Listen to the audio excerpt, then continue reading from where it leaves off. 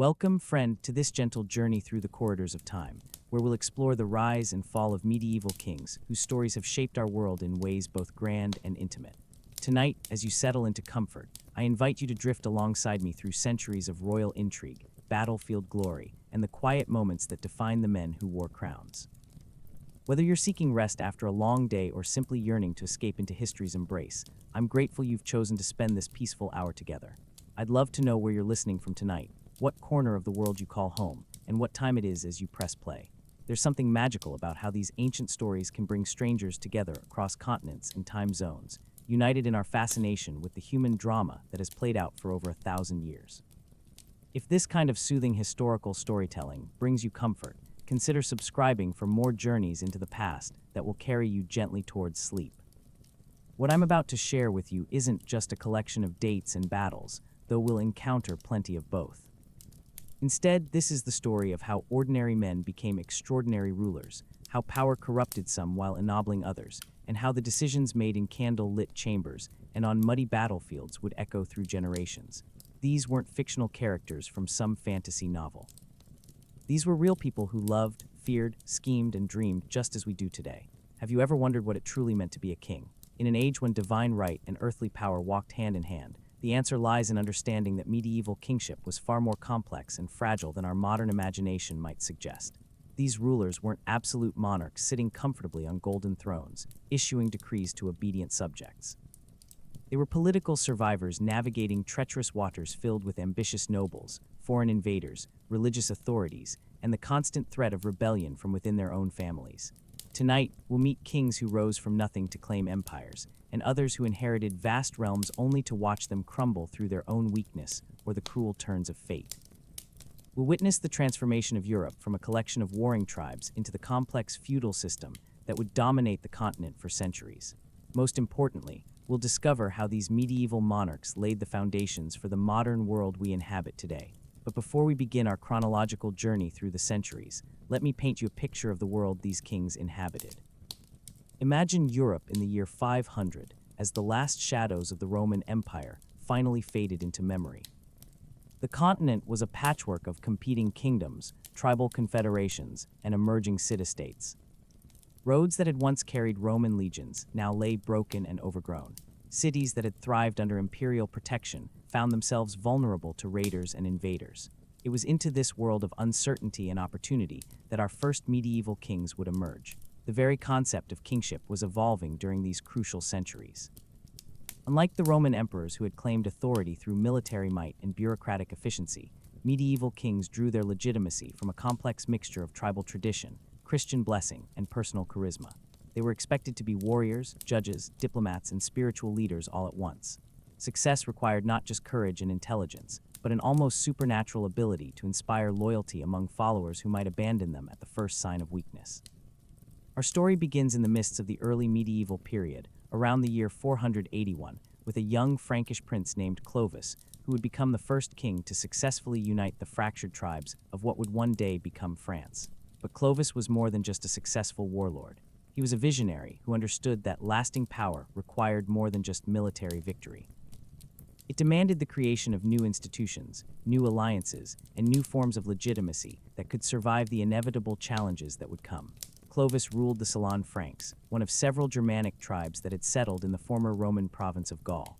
The Franks were fierce warriors, but they were also pragmatic people who understood the value of adopting useful customs from the civilizations they encountered.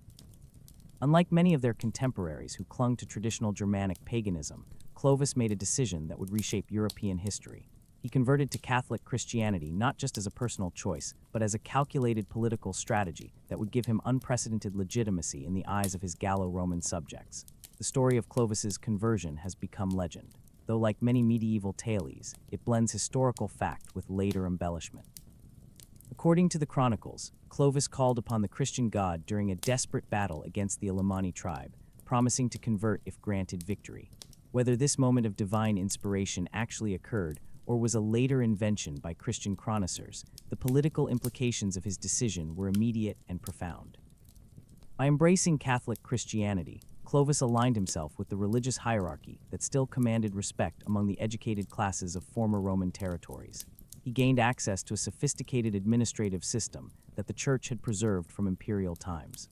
Most importantly, he positioned himself as a protector of Orthodox Christianity against the Arian heresy that many other Germanic rulers had adopted. This religious distinction would prove crucial in his subsequent conquests and in establishing the legitimacy of his dynasty. The baptism of Clovis, traditionally dated to Christmas Day in the year 496, was far more than a personal religious ceremony. It was a political theater that announced the emergence of a new kind of medieval kingship. The ceremony took place in the Cathedral of Rams, conducted by Bishop Remedius, who allegedly declared that the king should burn what he had warped and worship what he had burned. This dramatic moment symbolized not just personal transformation, but the fusion of Germanic warrior culture with Christian Roman civilization that would characterize medieval Europe for centuries to come. With his religious credentials established, Clovis began a systematic campaign of conquest and consolidation that would establish the Merovingian dynasty as the dominant power in Western Europe. His methods were brutal even by the standards of his violent age, but they were also remarkably effective. He defeated the Roman general Sagrias, the last remnant of imperial authority in Gaul, at the Battle of Soissons in 486.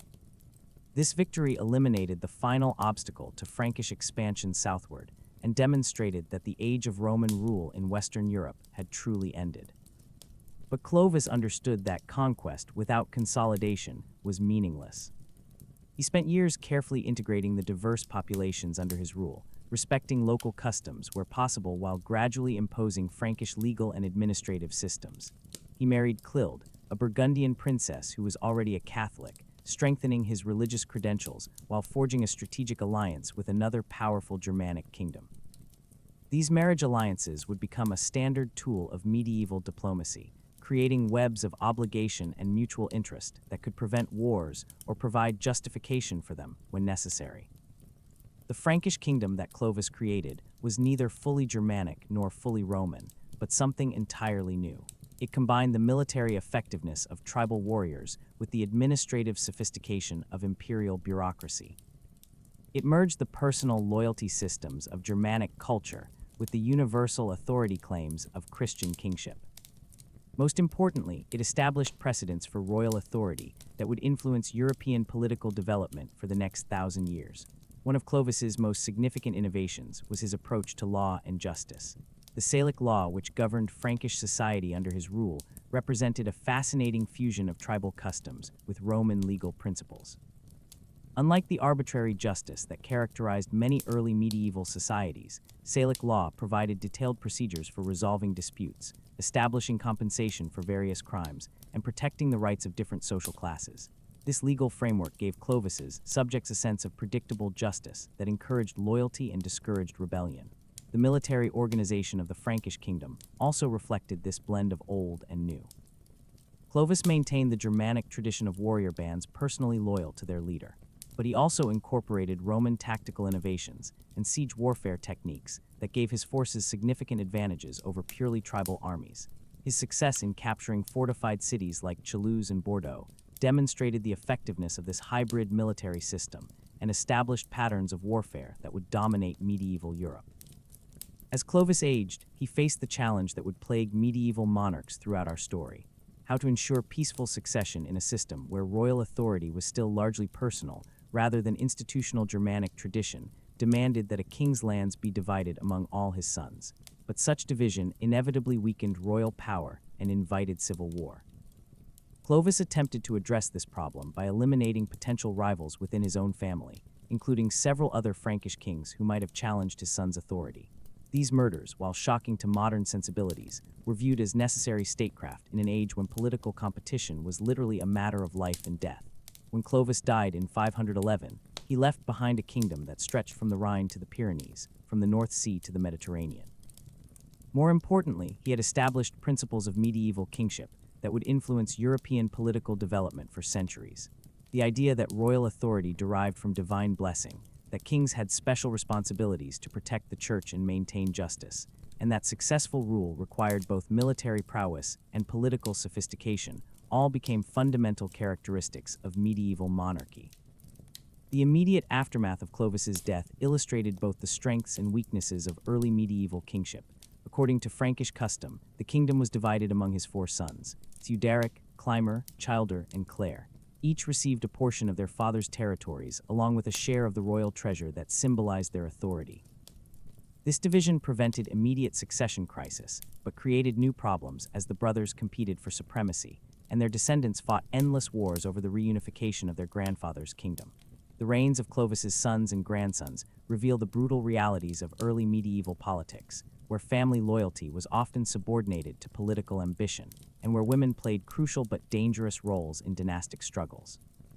Queens like Brunhild and Fredegund became legendary figures whose feuds and alliances shaped the political landscape of 6th century Europe. Their stories remind us that medieval kingship was never just about individual monarchs, but about extended royal families whose internal dynamics could determine the fate of entire kingdoms. Yet, despite the political fragmentation that followed Clovis's death, the Merovingian dynasty continued to expand Frankish influence throughout Europe. The conquest of Burgundy, the subjugation of Bavaria, and the ongoing wars against Visigothic Spain all demonstrated that Frankish military superiority remained intact even when royal authority was divided. These campaigns also established patterns of medieval warfare that combined personal honor, religious justification, and practical politics in ways that would characterize European conflicts for centuries to come. The story of these early Frankish kings provides essential background for understanding the medieval world that would follow, but it also raises fundamental questions about power, legitimacy, and the relationship between rulers and ruled that would echo throughout our journey tonight. How does a successful warlord become a legitimate king? What obligations do rulers have to their subjects? And what happens when those obligations are ignored? How do religious and political authority interact in societies where both claim divine sanction? These questions become particularly relevant as we move deeper into the 6th century, where the Merovingian dynasty began to face challenges that would test every assumption about royal authority and divine blessing. The sons and grandsons of Clovis discovered that inheriting a crown was far easier than wearing it. Their struggles would illuminate the fundamental tensions between personal charisma and institutional power that defined medieval kingship. The reign of Theodoric, Clovis's eldest son, exemplified both the possibilities and limitations of early medieval monarchy. Ruling from his capital at Raz, Theodoric inherited not just territory, but the complex web of relationships that his father had carefully constructed over decades. Unlike modern politicians who can rely on established institutions and bureaucratic systems, medieval kings like Theuderic had to maintain personal connections with hundreds of nobles, bishops, and local leaders whose loyalty could evaporate at the first sign of weakness or misfortune. Theuderic's approach to kingship revealed the delicate balance that successful medieval rulers had to maintain between strength and flexibility. He understood that royal authority in the 6th century was fundamentally consensual, dependent on the ongoing agreement of powerful subjects who could withdraw their support if they found alternative leadership more attractive or profitable. This meant that every royal decision had to be evaluated, not just for its practical merits, but for its impact on the complex network of obligations and expectations that held the kingdom together. The challenge of maintaining noble loyalty was complicated by the fact that Frankish society was still transitioning from tribal to feudal organization. Many of the great families that served the Thud could trace their ancestry back to independent Germanic chieftains who had voluntarily submitted to Frankish authority in exchange for protection and the opportunity to participate in profitable raids and conquests. These nobles retained their own warrior bands, their own lands, and their own concepts of honor that might conflict with royal commands if circumstances changed. Their solution to this challenge was to transform conquest from an end in itself into a means of maintaining domestic stability. He launched a series of campaigns against the Thingians and other Germanic tribes beyond the Rhine. Not primarily to acquire new territory, but to provide his nobles with opportunities for glory and plunder that would reinforce their loyalty to his leadership. These expeditions served multiple purposes simultaneously. They eliminated potential threats to Frankish security. They provided wealth that could be distributed among supporters, and they channeled aristocratic ambitions in directions that strengthened rather than threatened royal authority. The success of these military ventures established patterns of medieval kingship that would persist for centuries. Successful monarchs learned to view warfare not just as a tool of expansion or defense, but as a form of domestic policy that could unite fractious nobles around common objectives while providing the material rewards necessary to maintain their allegiance. This understanding would later influence figures like Charlemagne, William the Conqueror, and Richard the Lionheart, all of whom used external campaigns to address internal political challenges. But Theudic's reign also revealed the inherent instability of early medieval political systems. When he died in 533, the careful balance he had maintained between competing noble factions began to collapse as his brothers moved to absorb his territories and redistribute his supporters among their own followers. The resulting conflicts illustrated how personal monarchies struggled to create institutions that could survive individual rulers and maintain continuity across generations. The period following Theudic's death saw the emergence of two remarkable women who would dominate Frankish politics for the next half-century: Queen Brunhild and Queen Fredegund. Their rivalry would become legendary, spawning countless stories and serving as inspiration for later medieval romances. But their actual historical roles were far more complex than simple personal animosity might suggest. Both women understood that in a world where royal authority was intensely personal, those who could influence or control kings held tremendous power, even if they could never wear crowns themselves. Brunhild was a Visigothic princess who married into the Merovingian dynasty around 567, bringing with her not just a strategic alliance between two major Germanic kingdoms, but also a sophisticated understanding of court politics that she had learned in the cosmopolitan environment of Visigothic Spain. Her education included literacy in Latin, knowledge of Roman law, and familiarity with the administrative techniques that had allowed Visigothic kings to govern their diverse subjects effectively. These skills made her an invaluable advisor to her husband and later to her son and grandsons, but they also made her a target for nobles who resented foreign influence over Frankish policy. Fredegund represented a different path to power. Rising from humble origins to become one of the most feared political operators of her generation. Originally a servant in the royal household, she used her intelligence and ruthless ambition to become the mistress and eventually the wife of King Shilper, eliminating rivals through a combination of political maneuvering and carefully orchestrated violence. Her story illustrates how medieval courts, despite their emphasis on noble birth and aristocratic privilege, could still provide opportunities for exceptionally talented individuals to rise far above their original stations. The conflict between Brunhild and Fredegund was fought on multiple levels simultaneously, combining personal hatred with broader questions about the nature of royal authority and the proper role of women in medieval politics. Their rivalry involved assassinations, military campaigns, diplomatic intrigues, and religious controversies that drew in bishops, nobles, and foreign kings throughout Western Europe. The fact that two women could wield such influence in a supposedly male-dominated society reveals the complex realities of early medieval power structures, where formal authority and actual influence were often distributed very differently. One of the most significant aspects of this period was how it demonstrated the growing importance of literacy and administrative competence in medieval kingship. Both Brun and Fredegund surrounded themselves with educated advisors who could draft legal documents, conduct diplomatic correspondence, and maintain the complex records necessary to govern territories that included millions of subjects speaking different languages and following different customs. This emphasis on bureaucratic skill represented a crucial evolution in medieval statecraft, moving beyond the purely military leadership that had characterized earlier Germanic kingship toward more sophisticated forms of governance. The religious dimension of Frankish politics also became increasingly important during this period, as kings and queens competed to demonstrate their piety and secure the support of powerful bishops who controlled significant wealth and influence. The church had emerged as one of the few institutions that provided continuity and stability in a world of constantly shifting political alliances, and successful rulers learned to work closely with ecclesiastical authorities while carefully managing the tensions between secular and spiritual authority. The reign of Dagobah, who ruled from 629 to 639, represented the last flowering of effective Merovingian kingship before the dynasty began its long decline into ceremonial irrelevance. Dagobert succeeded in temporarily reuniting most of the Frankish territories under his personal authority, demonstrating remarkable political and military skills that recalled the achievements of his ancestor, Clovis. His court became a center of learning and artistic patronage that attracted scholars and craftsmen from throughout Europe, producing magnificent works of goldsmithing and manuscript illumination that still survive as testimony to the cultural sophistication of 7th century Frankish civilization. But Dagobert's success also revealed the fundamental limitations of personal monarchy in an increasingly complex world.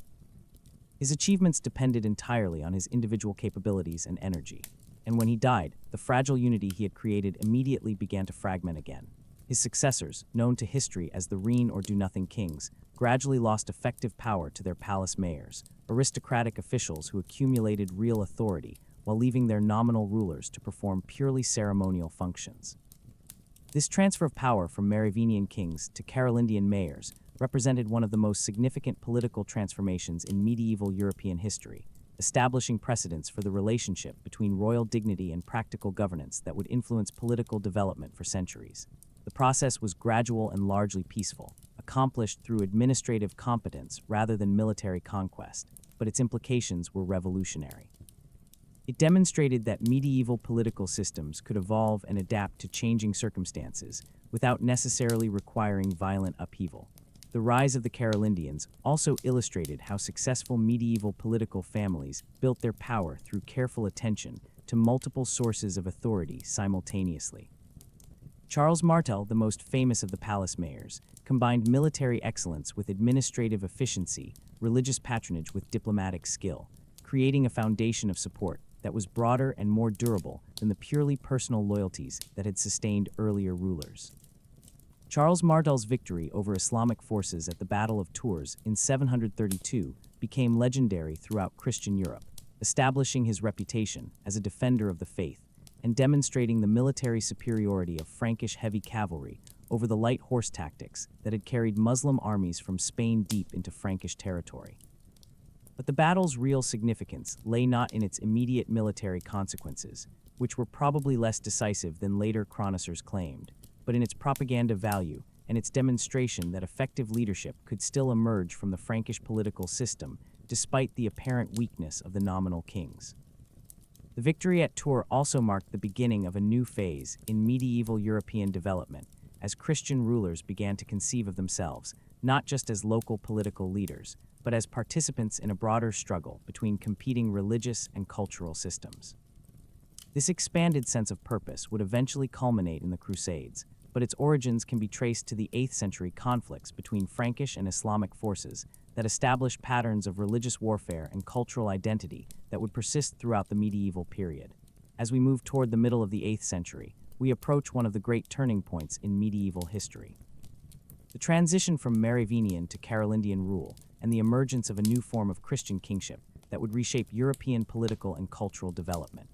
The story of how Pippin the Short, Charles Martel's son, negotiated the delicate process of replacing one dynasty with another reveals the sophisticated understanding of legitimacy and authority that characterized the best medieval political leaders. Pippin understood that simply deposing the last Merovingian king would not be sufficient to establish lasting authority for his own family. He needed to create new sources of legitimacy that could justify his unprecedented action while protecting his descendants from similar challenges in the future. His solution involved a careful orchestration of religious and political ceremonies that transformed what could have been seen as treasonous usurpation into divinely sanctioned restoration of effective royal authority. The negotiations between Pepin and Pope Zachary in 751 represented a masterpiece of medieval diplomacy that would establish precedents lasting for centuries. Through carefully orchestrated correspondence, Pepin posed a seemingly innocent question to the papal court. Who should properly be called king, the man who holds the title or the man who exercises the power? The Pope's response declaring that he who has the power should also bear the name provided the religious sanction that Pepin needed to justify his revolutionary action. This papal endorsement was far more than a simple political convenience. It established the principle that legitimate royal authority required not just hereditary right or military strength, but divine approval mediated through the Church. This concept would fundamentally alter the relationship between secular and spiritual power throughout medieval Europe, creating both opportunities and tensions that would shape political development for the next 500 years. The actual deposition of Children III, the last Merovingian king, was accomplished with remarkable restraint and dignity. Rather than executing his predecessor or allowing him to become a focus for opposition, Piping arranged for Child to be taunted and sent to a monastery where he could live out his days in religious contemplation. This merciful treatment demonstrated political wisdom while establishing the precedent that defeated rulers could find honorable refuge in ecclesiastical life rather than facing inevitable death or exile. The coronation ceremony that followed marked the beginning of a new era in medieval kingship. Papa was not merely acclaimed by his warriors in the traditional Germanic fashion, but was anointed with holy oil by Archbishop Boniface in a ritual that consciously echoed the biblical consecration of King David. This religious ceremony transformed Pepin from a successful military commander into a sacred figure whose authority derived directly from divine blessing, making opposition to his rule not just treasonous but sacrilegious. The symbolic power of this anointing ceremony cannot be overstated. By incorporating biblical precedents and Christian theology into the process of royal installation, Pepin created a new form of legitimacy that was simultaneously more universal and more personal than traditional Germanic kingship. Future medieval monarchs would all seek similar religious validation, making the relationship with ecclesiastical authorities a crucial element of successful rulership throughout the remainder of our period. Pepin's reign established administrative and military innovations that would provide the foundation for his son's even more spectacular achievements. He reorganized the Frankish army around heavily armored cavalry, creating the military system that would dominate European warfare for centuries. He established new legal codes that blended Germanic custom with Roman law and Christian ethics. Most importantly, he began the systematic expansion of Frankish influence beyond traditional tribal boundaries, conquering Aquitaine and intervening decisively in Italian politics. The Italian campaigns that occupied much of PPE's later reign reveal the growing complexity of medieval political relationships and the expanding horizons of Frankish ambition. When Pope Stephen II appealed for protection against Lombard aggression, Pepin responded not just as a neighboring king offering assistance, but as a Christian ruler with special obligations to defend the church against its enemies. His successful campaigns against King Aisto established Frankish hegemony in northern Italy, while creating the Papal States as an independent territory under papal sovereignty. This intervention in Italian affairs had profound long-term consequences that extended far beyond the immediate military objectives. By establishing himself as protector of papal independence, Pepin created expectations and obligations that would draw his successes into increasingly complex relationships with Italian politics, Byzantine diplomacy, and the broader struggle for control of the Mediterranean world. The donation of Pepin, which granted captured Lombard territories to papal authority, established precedents for the temporal power of the Church that would influence European politics until the 19th century. The administrative reforms that Pepin implemented during his reign reflected the growing sophistication of Frankish governmental systems and the increasing importance of literacy and legal expertise in medieval rulership. He expanded the use of written documents for recording legal decisions and administrative commands, creating archives that allowed for more consistent policy implementation across his expanding territories. He established new procedures for judicial appeals that provided his subjects with recourse against local officials while strengthening royal authority over regional administrators. These governmental innovations were accompanied by cultural and educational developments that transformed the intellectual life of the Frankish kingdom. Pepin patronized monastic schools and scriptoria that preserved and copied classical texts while producing new works of history, theology, and law. He attracted scholars from throughout Europe to his court, creating an intellectual environment that would reach full flowering under his son's patronage. His support for missionary activities extended Frankish influence into Germanic territories beyond the Rhine, while spreading Christian civilization among peoples who had previously remained outside the Roman cultural sphere. The question of succession that had plagued earlier medieval dynasties was addressed by Pepin through careful planning that combined traditional Germanic customs with new Christian concepts of royal legitimacy. Rather than dividing his kingdom equally among all his sons, he designated his eldest Charles as his primary heir while providing appropriate territories and resources for his younger son Carlin. This arrangement preserved the unity of royal authority while satisfying aristocratic expectations about the treatment of royal children. When Pepin died in 768, he left behind a kingdom that was far larger, more prosperous, and more sophisticated than the territories he had inherited from his father.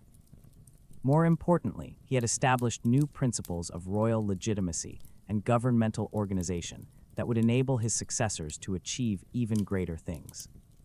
The Frankish kingdom that Charles inherited was not just a collection of conquered territories held together by personal loyalty, but a genuine state with institutions, laws, and administrative systems capable of governing millions of diverse subjects effectively. The early years of Charles's reign before he became known to history, as Charlemagne revealed both the opportunities and challenges that faced medieval monarchs in the late 8th century. Death of his brother Carlin in 771 eliminated the potential for civil war over territorial division, while creating new administrative burdens as Charles absorbed his brother's lands and followers. This process required delicate negotiation with nobles who had served parliament, careful redistribution of offices and rewards to maintain political balance, and military campaigns to suppress regional leaders who saw the succession crisis as an opportunity for rebellion. Charles's approach to these challenges demonstrated the political maturity and strategic vision that would characterize his entire reign. Rather than simply imposing his authority through force, he worked systematically to win over potential opponents through generous treatment, expanded opportunities for advancement and inclusion in his expanding circle of advisors and administrators. He understood that lasting royal authority required not just the ability to defeat enemies, but the capacity to transform them into supporters who had genuine stakes in the success of his government.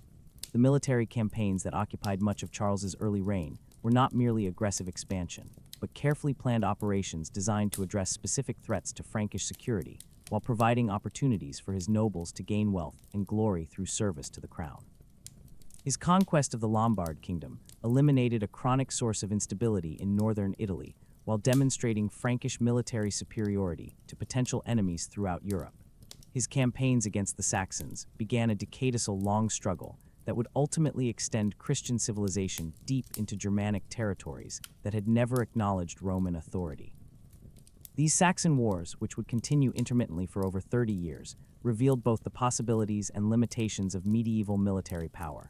Charles possessed advantages in organization, equipment, and strategic resources that made Frankish victory almost inevitable in major battles. But the nature of Saxon society and the geography of their territories made lasting conquest extremely difficult to achieve. The Saxons fought not as a unified kingdom under centralized leadership, but as a confederation of tribes and local communities that could continue resistance even after major defeats had eliminated their organized military forces. Charles's solution to this challenge involved a combination of military pressure, administrative innovation, and religious conversion that transformed the nature of medieval conquest. Rather than simply defeating Saxon armies and imposing Frankish tribute, he worked systematically to replace Saxon social and religious institutions with Christian alternatives that would create new loyalties and new forms of organization compatible with Frankish political systems. This approach required not just military commanders, but missionaries, administrators, and colonists who could establish the infrastructure necessary for permanent political transformation. The forced conversion of the Saxon population represented one of the most controversial aspects of Charles's reign, involving methods that were brutal, even by medieval standards. Thousands of Saxon nobles were executed or exiled for refusing to accept Christian baptism. While entire communities were relocated to prevent the maintenance of traditional religious practices, these policies achieved their immediate objectives by eliminating organized resistance to Frankish rule, but they also created lasting resentment that would influence German political development for centuries. The religious dimension of Charles's conquests reflected broader changes in medieval Christian thought about the proper relationship between political authority and spiritual mission. Unlike earlier Germanic kings, who had converted to Christianity primarily for political advantage, Charles appears to have genuinely believed that he had divine obligations to extend Christian civilization to pagan peoples, even if this required the use of force against those who resisted conversion. This sense of religious mission would later influence the development of crusading ideology and provide justification for European expansion into non-Christian territories throughout the medieval period. The administrative challenges created by Charles's expanding empire required innovations in governmental organization that would influence European political development for centuries. Traditional Frankish methods of personal rule through direct relationships with local nobles were inadequate for governing territories that stretched from the Atlantic to the Elbe, from the North Sea to central Italy. Charles responded by creating new administrative districts called counties, each governed by appointed officials who were responsible directly to royal authority rather than to local aristocratic hierarchies. This county system represented a significant evolution in medieval governmental organization, establishing principles of centralized administration and bureaucratic accountability that would later be adopted throughout Europe. County officials were expected to maintain written records of their activities, submit regular reports to royal inspectors, and participate in annual assemblies where policies were discussed and administrative problems addressed. This system provided Charles with unprecedented control over local governance, while creating career opportunities for educated administrators who could advance through merit rather than birth alone. The cultural and intellectual achievements of Charles's court reflected the growing sophistication of Frankish civilization and the expanding horizons of medieval Christian thought. He attracted scholars from throughout Europe to his palace school, creating an intellectual environment that produced advances in theology, law, literature, and natural philosophy. The Carolingian Renaissance that flourished under his patronage preserved and transmitted classical learning while developing new forms of artistic and literary expression that would influence European culture for centuries. The educational reforms implemented during Charles's reign had lasting impact on European intellectual development. He mandated the establishment of schools in cathedral and monastic centers throughout his empire, creating educational opportunities for both clerical and lay students. He standardized curricula that emphasized literacy, numeracy, and basic theological knowledge, while encouraging the development of local libraries and scripture. These educational initiatives created a literate class that could staff the expanding governmental bureaucracy while preserving and transmitting the cultural heritage of Christian civilization. The legal reforms that Charles implemented reflect his understanding that effective governance required consistent and predictable judicial procedures that could command respect from diverse populations with different customary practices. He commissioned the systematic compilation of existing Frankish laws while incorporating elements from Roman legal tradition and Christian ethical teaching. The resulting legal codes provided clearer guidance for judges and administrators while establishing principles of justice that emphasized royal responsibility for protecting the weak against oppression by the powerful. The coronation of Charles as Roman emperor on Christmas Day in the year 800 represented the culmination of his remarkable reign and the beginning of a new chapter in medieval European history. This unprecedented ceremony, conducted by Pope Leo III in St. Peter's Basilica, created a new form of imperial authority that combined Frankish military power with Roman political tradition and Christian religious sanction. The event marked the formal restoration of Western imperial dignity after more than 3 centuries of fragmentation following the fall of the last Western Roman emperors. The circumstances surrounding Charles's imperial coronation reveal the complex political calculations that influenced major decisions in medieval Europe. Pope Leo III, facing serious challenges to his authority from Roman aristocratic factions, needed powerful military protection that only Charles could provide. Charles, despite his later claims of surprise at the papal initiative, had been preparing for expanded imperial responsibilities through diplomatic contacts with Constantinople and administrative reforms that anticipated governance of a truly universal Christian empire. The immediate consequences of the imperial coronation extended far beyond the personal honor accorded to Charles himself. By reviving the Western imperial title, the ceremony created new possibilities for European political organization while establishing precedents that would influence imperial-papal relations for centuries.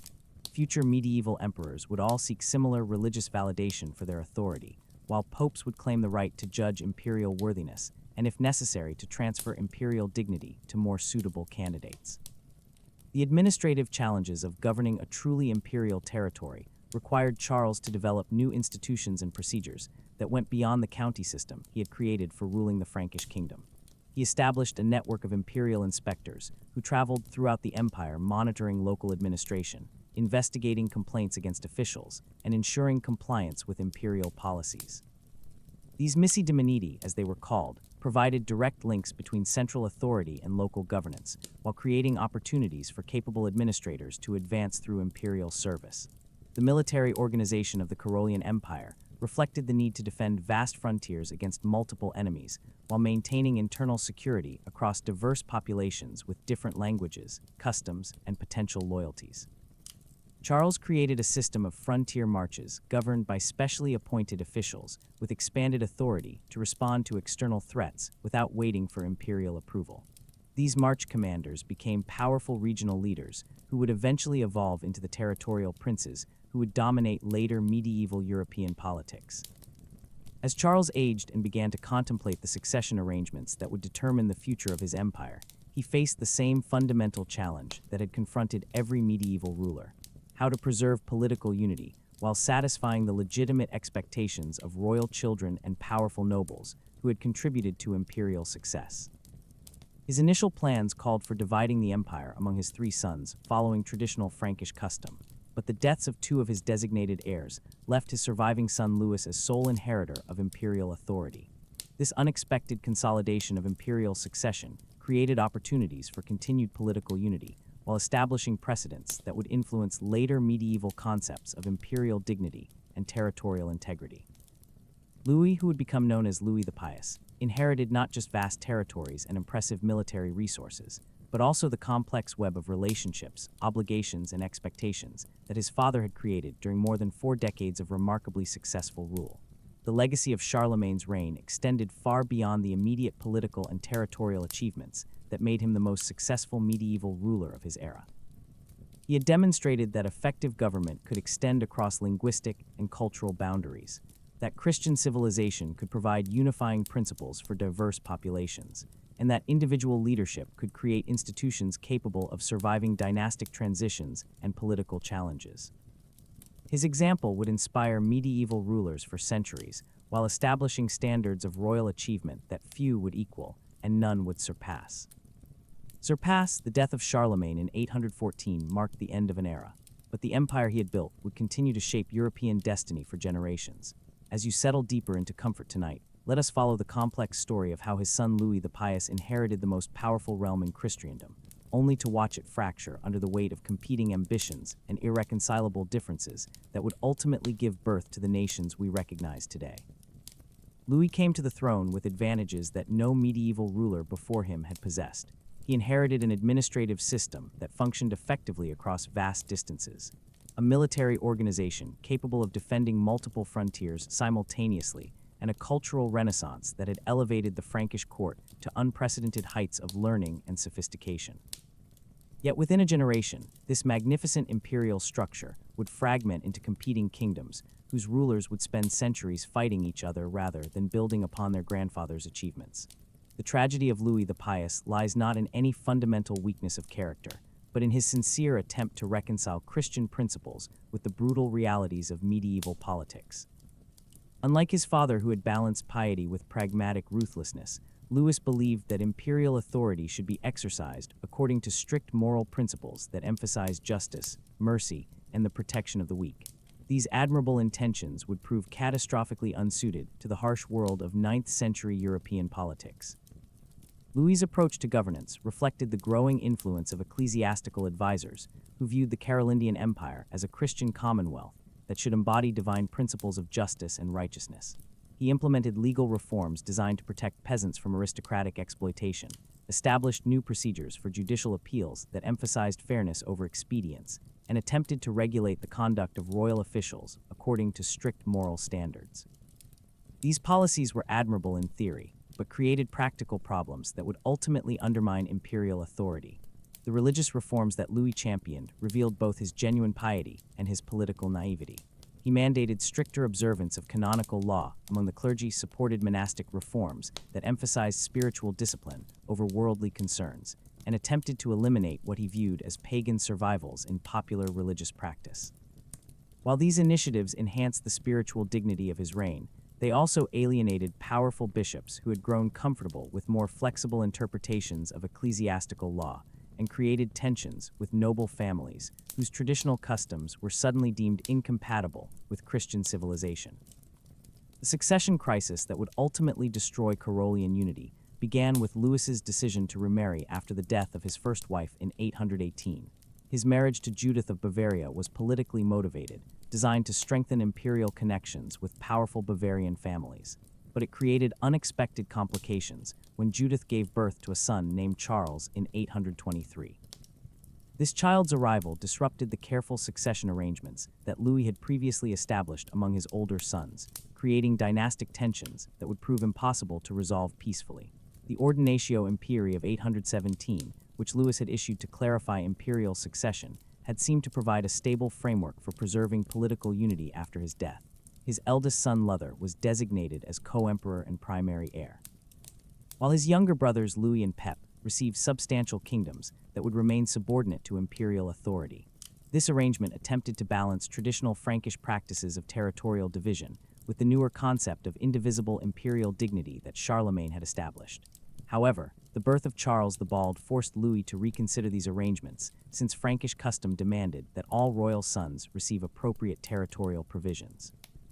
The emperor's attempts to create a suitable kingdom for his youngest son inevitably reduced the inheritances promised to his older children, creating resentment and suspicion that would eventually explode into open rebellion. The complex negotiations and territorial adjustments that followed revealed the fundamental incompatibility between imperial unity and traditional Germanic succession practices. The rebellion of 830, led by Louis's older sons, with support from disaffected nobles and bishops, represented one of the most dramatic political crises in medieval European history. For the first time since the establishment of Carolian authority, a reigning emperor was actually deposed and imprisoned by his own children, demonstrating how quickly royal authority could collapse when family loyalty was subordinated to political ambition. Although Louis was eventually restored to power, the precedent of successful rebellion against imperial authority would encourage future challenges to Carolingian rule. The psychological impact of this temporary deposition transformed Louis from a confident ruler into an increasingly indecisive monarch who struggled to balance competing demands from his sons while maintaining effective governance of his vast territories.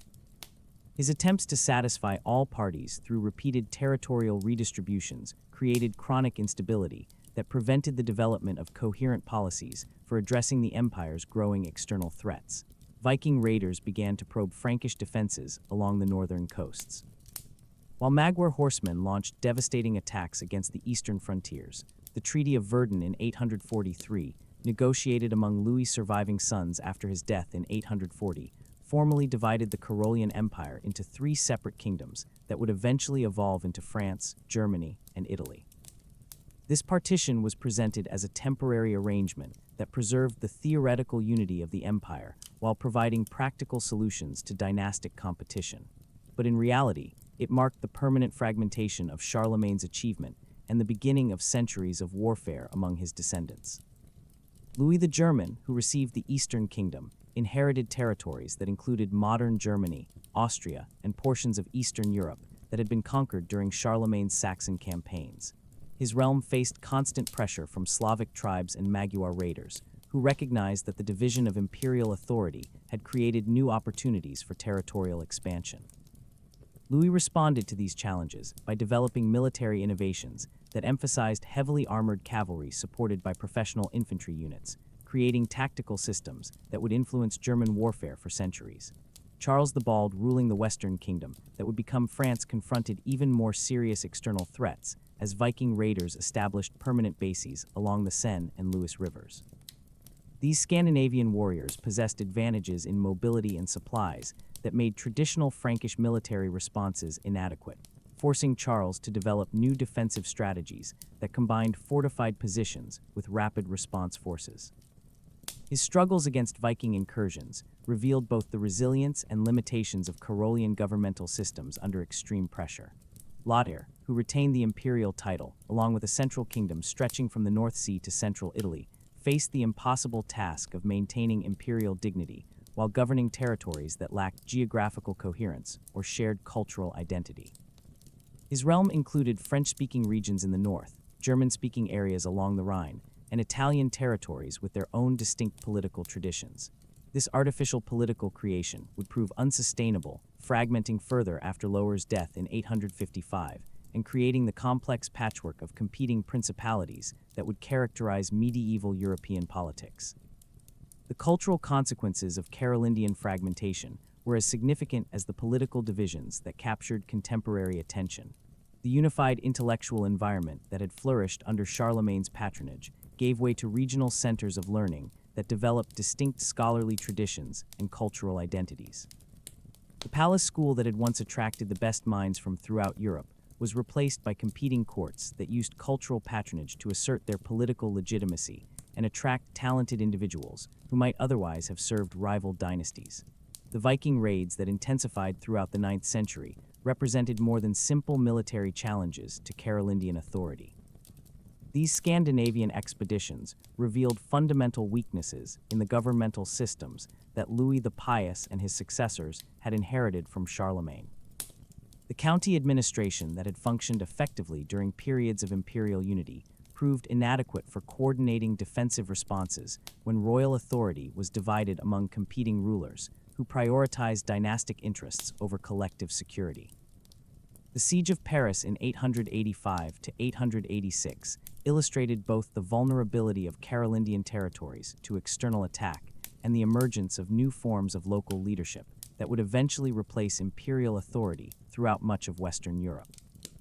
Count Odo of Paris, who organized the city's successful defense against Viking assault, demonstrated that effective military leadership could emerge from regional nobles, who possessed the resources and determination to protect their territories when imperial assistance proved unavailable or inadequate. The gradual rise of territorial principalities during the late 9th and early 10th centuries reflected broader changes in European society that made traditional forms of royal authority increasingly obsolete. Local nobles who possessed fortified positions, trained military forces, and administrative capabilities began to assume governmental responsibilities that imperial officials could no longer fulfill effectively. This transformation created new political structures that were more responsive to immediate threats but less capable of coordinating large-scale policies or maintaining cultural unity across extensive territories. The emergence of feudalism as the dominant form of social and political organization represented an adaptation to the practical realities of European life in an age when central authority had collapsed and local self-defense had become essential for survival. The complex web of personal relationships between lords and vassals that characterized feudal society provided security and order when traditional governmental institutions proved inadequate. But it also created new forms of fragmentation that would persist for centuries. The military innovations that developed during this period of political fragmentation reflected the changing nature of European warfare and the growing importance of heavily armored cavalry in medieval military systems.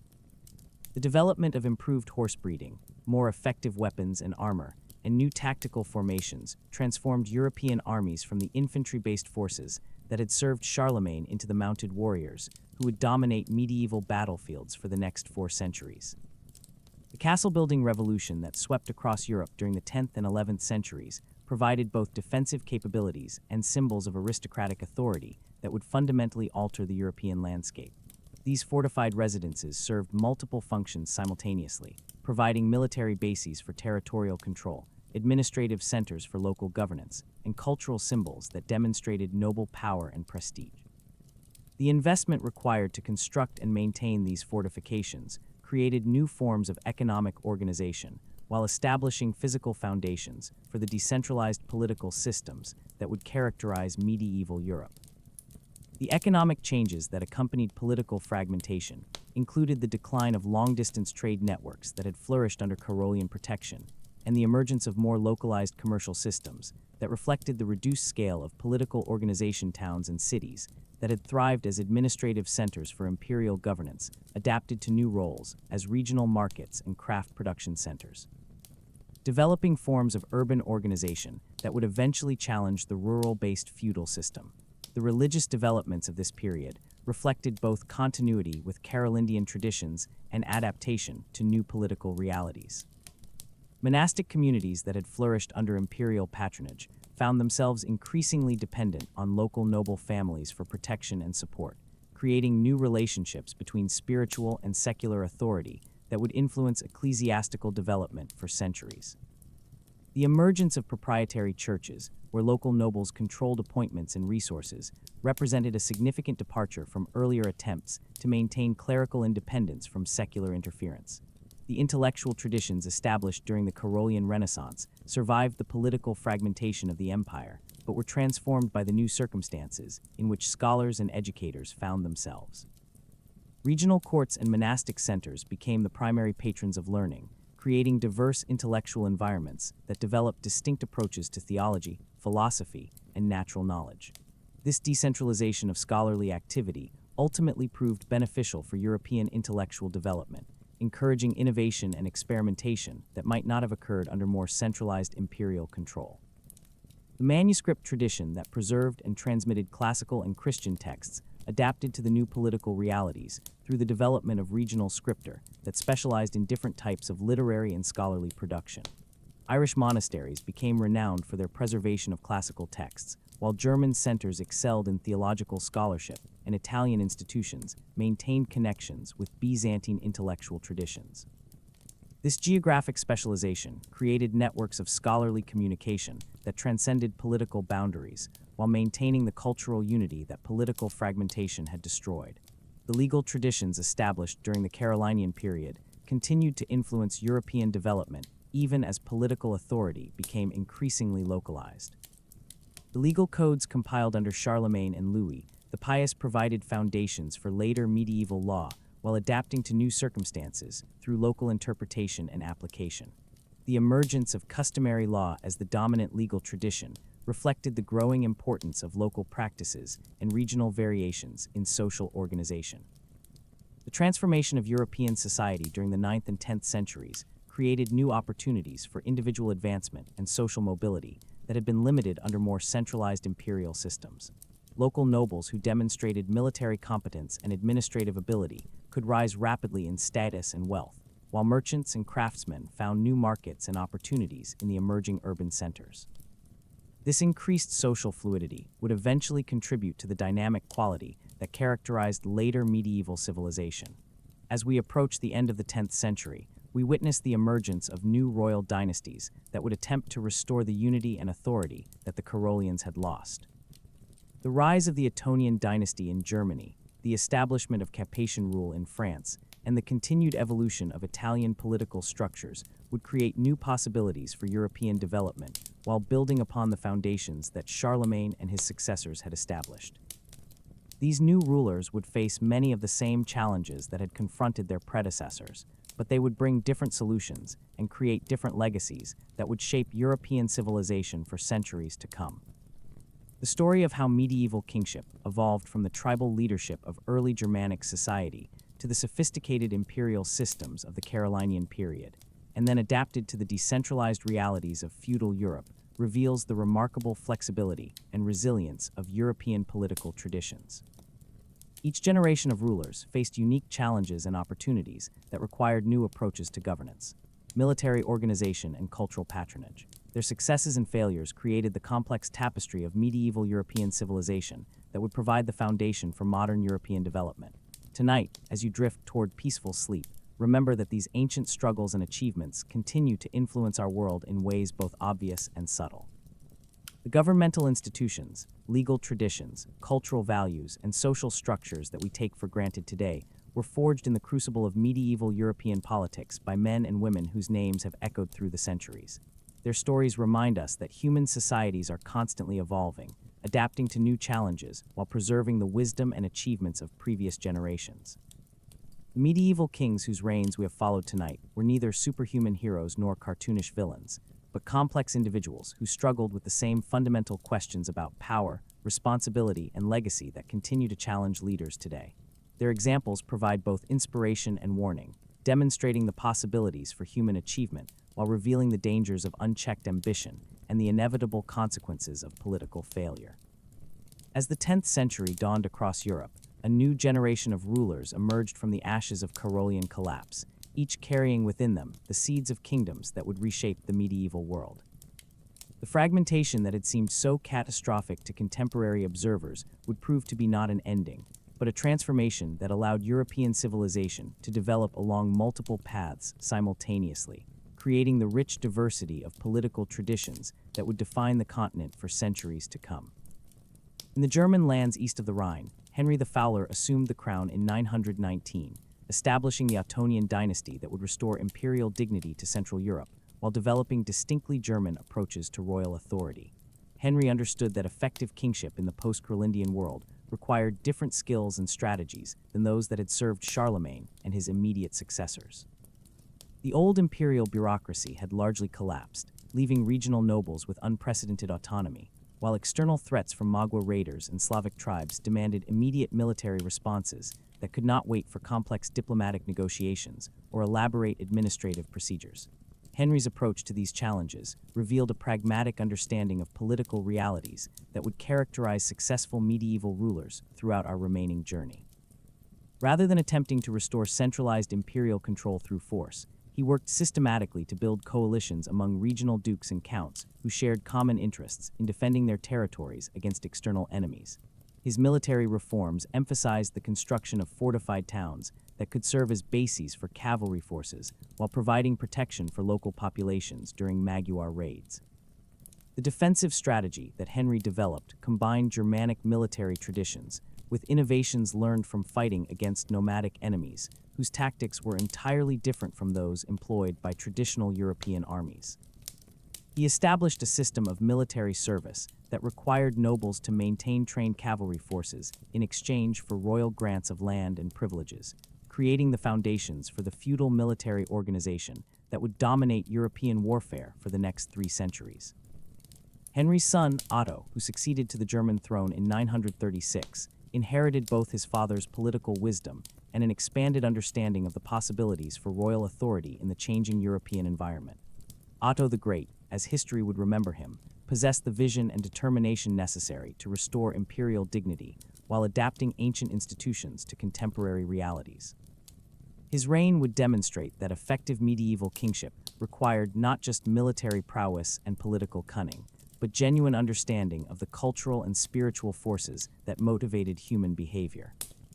In an age when religious belief provided the primary framework for interpreting worldly events, the early years of Otto's reign were dominated by rebellions from regional nobles who tested the new king's resolve and capabilities, following patterns that had become typical in post-Carolingian Europe. These conflicts were not merely personal disputes over territorial control, but fundamental challenges to the entire concept of royal authority that required Otto to demonstrate both his military competence and his political legitimacy through decisive action.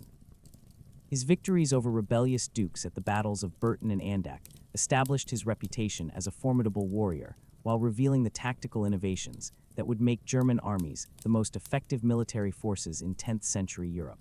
The Magyar invasions that had terrorized Europe for nearly a century reached their climax during Otto's reign. As these nomadic warriors launched increasingly ambitious campaigns that penetrated deep into German territory and threatened the very survival of Christian civilization in Central Europe, the Battle of Lechfeld in 955 would prove to be one of the decisive moments in medieval European history, not just because of its immediate military consequences, but because of its broader implications for European political development and cultural identity. Otto's victory over the Magyar forces was achieved through careful preparation, innovative tactics, and personal leadership that inspired his followers to extraordinary efforts in defense of their homeland and their faith. The German army that triumphed at Leyfeld combined the disciplined formations of professional cavalry with the desperate courage of men fighting for everything they held dear.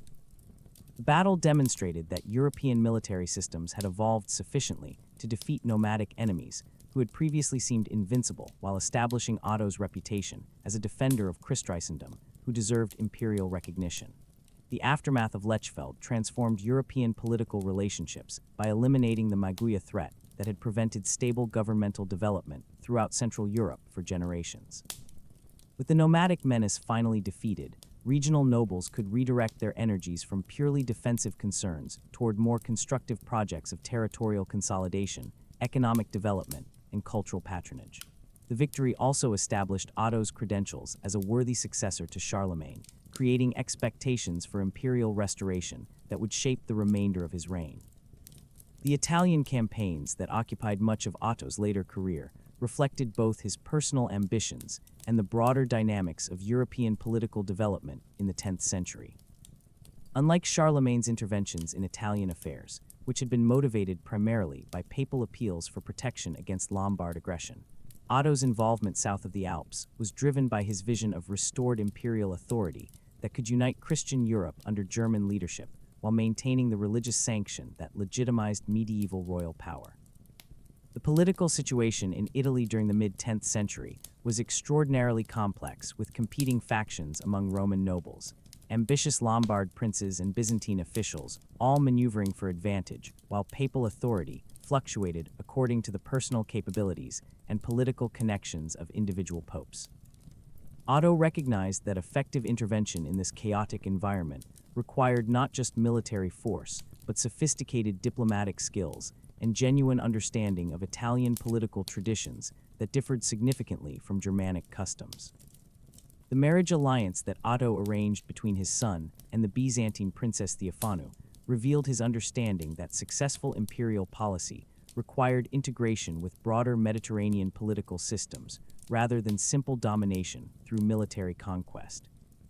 This diplomatic initiative created connections between German and Byzantine courts that would influence European development for centuries, while demonstrating that 10th century rulers possessed far more sophisticated approaches to international relations than their early medieval predecessors. The imperial coronation of Otto by Pope John XII in 962 represented both the culmination of his remarkable reign and the beginning of a new chapter in the complex relationship between secular and spiritual authority that would define medieval European politics. Unlike Charlemagne's coronation, which had surprised contemporary observers and created precedents that were still being interpreted, Otto's imperial elevation was carefully planned and thoroughly negotiated, reflecting the accumulated wisdom of nearly 2 centuries of experience with the practical implications of restored imperial dignity. The Ottonian Empire that emerged from these developments differed significantly from its Carolian predecessor in both its geographical extent and its administrative organization. While Charlemagne had ruled territories stretching from Spain to Poland, Otto's authority was more concentrated, but also more intensive, focusing on the German heartland while extending imperial influence into Italy and Eastern Europe through carefully managed alliances and tributary relationships. This more limited but more coherent territorial base would prove more sustainable than the unwieldy Carolian domains that had proved impossible to govern effectively. The administrative innovations that Otto implemented reflected lessons learned from Carolian failures while adapting to the changed circumstances of 10th century European society. Rather than attempting to recreate the county system that had served Charlemagne, Otto worked through existing ducal and episcopal structures, strengthening royal authority through personal relationships and mutual obligations rather than bureaucratic control. This approach proved more flexible and responsive to local conditions, while maintaining the essential elements of royal authority necessary for effective governance. Ecclesiastical policies that Otto pursued throughout his reign demonstrated his understanding that successful medieval kingship required close cooperation with religious authorities, who commanded resources and influence that no secular ruler could ignore. His appointments of bishops and abbots reflected both political calculations and genuine concern for spiritual welfare, creating a synthesis of secular and religious authority that would characterize the German imperial system for centuries. The palace chapel that served as his primary administrative institution combined governmental functions with religious observance in ways that embodied the fundamental unity of medieval Christian civilization. The cultural renaissance that flourished under Ottonian patronage built upon Carolingian foundations while developing distinctively German characteristics that reflected the empire's geographical position and political relationships. The court school established by Otto attracted scholars from throughout Europe, creating intellectual exchanges that contributed to advances in theology, law, natural philosophy, and artistic expression. The manuscript tradition that developed in Ottonian scripture preserved and transmitted classical texts while producing original works that would influence European thought for generations. The military reforms that Otto implemented created the foundations for German dominance in European warfare that would persist throughout the medieval period. His emphasis on heavily armored cavalry, supported by disciplined infantry formations, established tactical principles that would be copied throughout Europe, while providing German armies with decisive advantages over their enemies. The castle building program that he sponsored transformed the German landscape while creating defensive capabilities that could protect his territories against future invasions. The economic developments that occurred during Otto's reign reflected the growing prosperity and stability that effective royal government could provide when external threats were eliminated and internal conflicts resolved. Trade networks that had been disrupted by Magyar raids were restored and expanded, connecting German territories with Italian cities and Byzantine markets. Agricultural production increased as farmers could work their lands without constant fear of nomadic attacks, while urban centers grew as craftsmen and merchants found new opportunities in the expanding economy. The legal traditions that Otto maintained and developed combined Germanic customary law with Roman legal principles and Christian ethical teachings, creating judicial systems that commanded respect from diverse populations while providing consistent procedures for resolving disputes and maintaining order. The royal courts that he established served as models for regional judicial institutions while providing appeals processes that strengthened royal authority over local administrators. The succession arrangements that Otto established for his son Otto II reflected his understanding of the lessons learned from Carolingian failures while adapting to the specific circumstances of German imperial governance. Rather than dividing his territories among multiple heirs, he designated his eldest son as sole successor, while providing appropriate positions within the imperial administration for other family members. This approach preserved the unity of royal authority while satisfying Germanic traditions regarding the treatment of royal children. The reign of Otto II from 973 to 983 revealed both the strengths and limitations of the imperial system that his father had established.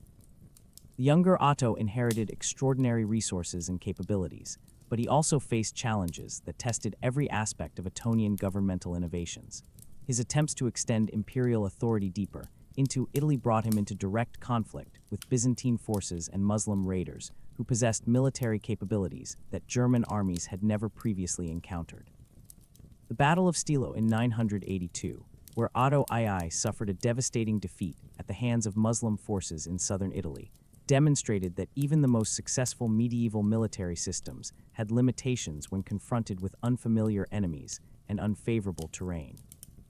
The emperor's narrow escape from capture and the destruction of much of his army created political crises throughout the empire, while revealing the dangers inherent in ambitious expansion beyond the geographical and cultural boundaries within which imperial authority could be effectively maintained.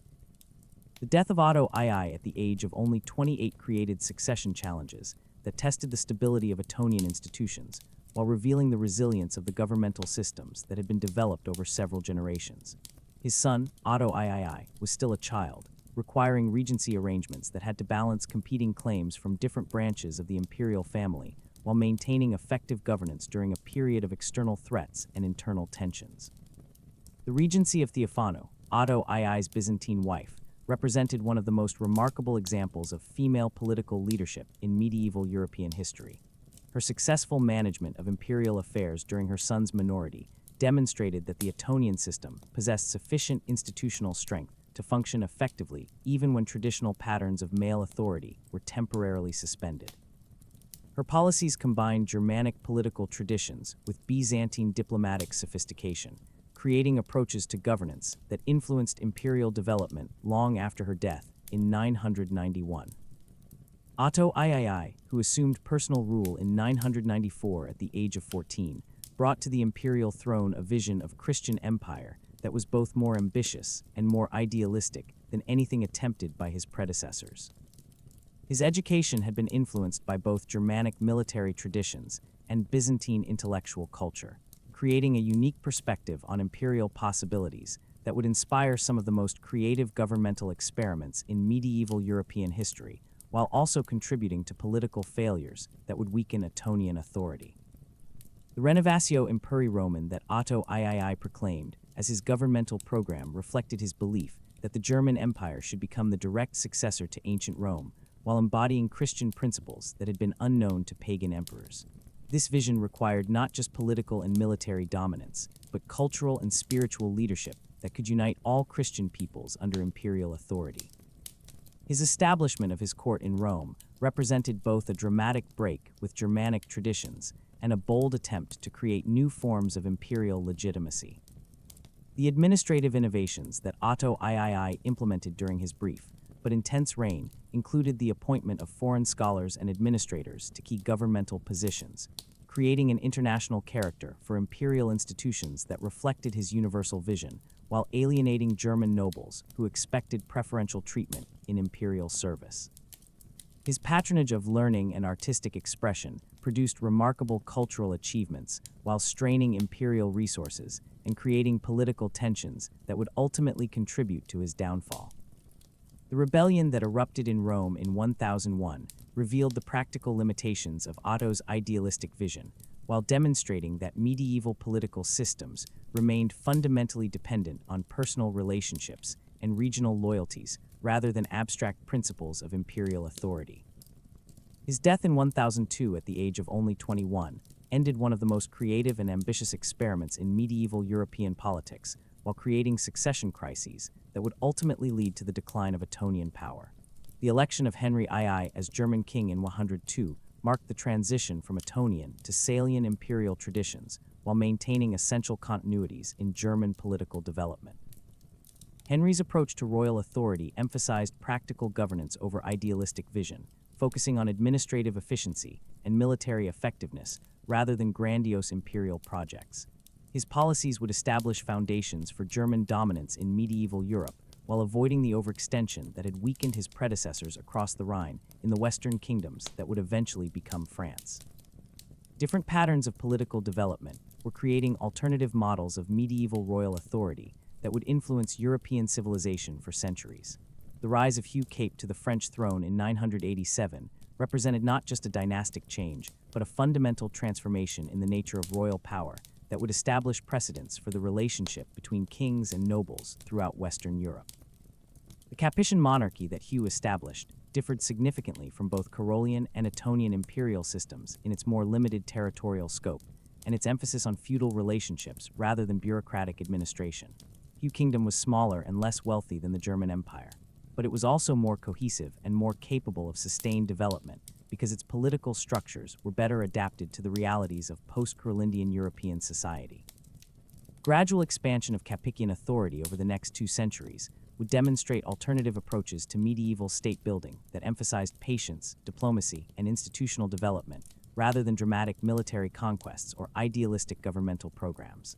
The French model of royal development would ultimately prove more durable than the German imperial system, while creating political traditions that would influence European development well into the modern era.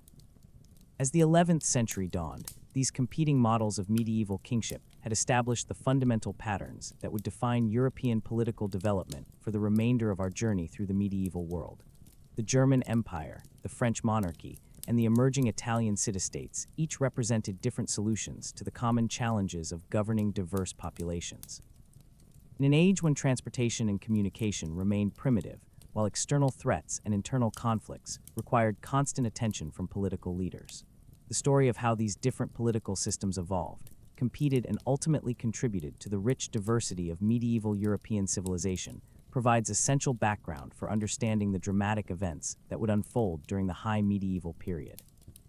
The Crusades, the conflict between emperors and popes, the rise of urban centers, and the development of new forms of economic and social organization, all built upon the foundations that had been established during these formative centuries of medieval political development. Tonight, as these ancient voices fade into the gentle rhythm of your breathing, remember that the struggles and achievements we have witnessed represent more than historical curiosities. They reveal fundamental aspects of human nature and political necessity that continue to influence our world today. The medieval kings whose stories we have followed faced many of the same challenges that confront modern leaders: how to balance competing interests, how to maintain authority while serving the common good, how to preserve stability while adapting to changing circumstances, and how to create lasting institutions that can survive the inevitable transitions between generations of leadership. Their examples provide both inspiration and warning for anyone who seeks to understand the complexities of power and the responsibilities that come with authority in any age. The dawn of the 11th century brought with it a transformation that would reshape not just the political landscape of medieval Europe, but the very soul of Christian civilization itself. As you settle deeper into the embrace of rest, let us journey together into an age when faith and sword united in ways that would echo through eternity, when the call to holy war would draw kings from their thrones and peasants from their fields in pursuit of something far greater than earthly glory. The year 1095 found Europe at a crossroads of destiny. In the great cathedral of Clermont, Pope Urban II rose before a gathered multitude of nobles, clergy, and common folk to deliver words that would ignite a fire across the continent. His message was simple yet revolutionary. The holy places of Christendom lay under the dominion of infidel forces, and it was the sacred duty of every Christian knight to take up arms in their liberation. But this was more than a call to war. It was an invitation to transformation, a chance for warriors accustomed to fighting for land and gold to battle instead for the salvation of their very souls. The response was immediate and overwhelming. From every corner of Europe, men began sewing red crosses onto their garments, taking solemn vows to journey to the distant lands where Christ himself had walked. Kings abandoned their courts, nobles mortgaged their estates, and common soldiers sold everything they possessed to fund expeditions that would carry them thousands of miles from home toward an uncertain fate in foreign deserts and mountains. Among the first to answer this sacred summons was Godfrey of Boulogne, Duke of Lower Lorraine, whose very name would become synonymous with crusading virtue. Unlike many of his contemporaries who saw the expedition as an opportunity for territorial gain or political advancement, Godfrey appears to have been motivated by genuine religious conviction. He sold his vast estates to finance his journey, demonstrating a level of personal sacrifice that would inspire followers throughout the long and dangerous march to Jerusalem. The army that Godfrey assembled represented a fascinating cross-section of medieval European society.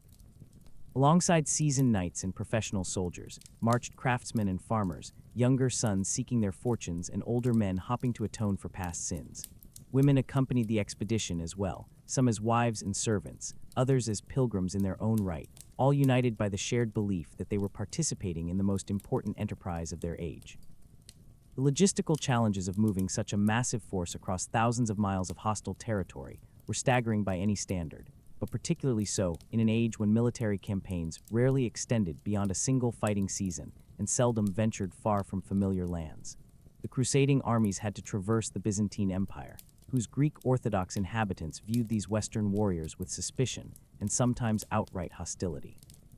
Despite their shared Christian faith, Emperor Alexios Komnenos, who had originally requested papal assistance against Muslim expansion in Anatolia, found himself overwhelmed by the scale of the Western response to Urban's call.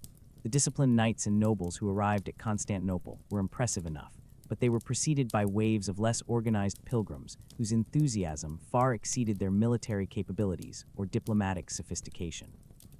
The tragic fate of the People's Crusade, led by the charismatic preacher Peter, the Hermit, provided a sobering preview of the difficulties that lay ahead. The crossing into Asia Minor marked the beginning of the Crusaders' education in the realities of Eastern warfare and the challenges of fighting in unfamiliar terrain against enemies whose tactics and equipment differed dramatically from anything they had previously encountered. The Seljuk Turks, who controlled much of Anatolia, were superb horsemen whose mobility and archery skills gave them significant advantages over European knights trained for close combat between heavily armored opponents. The Siege of Nicaea in 1097 demonstrated both the strengths and limitations of crusading armies when confronted with sophisticated fortifications defended by determined garrisons. The city's walls had been built according to Byzantine engineering principles that made them nearly impregnable to direct assault, requiring the Crusaders to employ siege techniques that many of them had never previously used. The eventual fall of the city came not through military conquest, but through Byzantine diplomatic intervention, a reminder that success in the East would require more than simple martial prowess. The march across Anatolia tested every aspect of crusading organization and morale, as the army struggled through harsh terrain under constant harassment from Turkish forces who avoided decisive battle while inflicting steady casualties through hit-and-run attacks. The extreme heat, lack of water, and unfamiliar diseases took a terrible toll on men and animals alike. While the psychological pressure of operating so far from home in hostile territory strained the bonds of fellowship and common purpose that held the expedition together, the victory at Doriam restored crusading confidence while demonstrating that European military techniques could be adapted successfully to Eastern conditions when properly applied. The disciplined charge of heavily armored knights, coordinated with infantry support and backed by determined leadership, proved capable of breaking even the most skillful Turkish resistance when the tactical situation favored direct confrontation rather than prolonged maneuvering. The long siege of Antioch would become one of the defining episodes of the entire crusading movement, revealing both the extraordinary determination of the participants and the complex political dynamics that shaped their enterprise. The city's massive fortifications and strategic location made it impossible to bypass, but its capture required a siege lasting nearly 8 months, during which the Crusaders themselves came close to starvation and defeat. The discovery of the Holy Lance within Antioch's cathedral provided a dramatic moment of spiritual renewal that demonstrated the powerful role of religious belief in sustaining crusading morale during the darkest periods of the expedition. Whether the relic was genuine or fabricated by desperate clergy seeking to inspire their followers mattered less than its psychological impact on men who desperately needed reasons to continue their seemingly impossible quest. The leadership crisis that developed during the Antioch siege revealed the tensions between different national groups within the crusading armies and the competing ambitions of nobles who had not abandoned all worldly concerns despite their sacred vows. The dispute between Bohemond of Taranto and Raymond of Toulouse over control of the conquered city would establish patterns of political conflict that would plague crusading enterprises for centuries to come. The final approach to Jerusalem in 1099 represented the culmination of 3 years of extraordinary hardship and sacrifice, but it also marked the beginning of the most controversial phase of the entire crusading enterprise. The siege of the Holy City itself was relatively brief, lasting only 5 weeks, but the massacre that followed its capture would stain the crusading reputation for generations and create lasting animosity between Christian and Muslim populations throughout the eastern Mediterranean.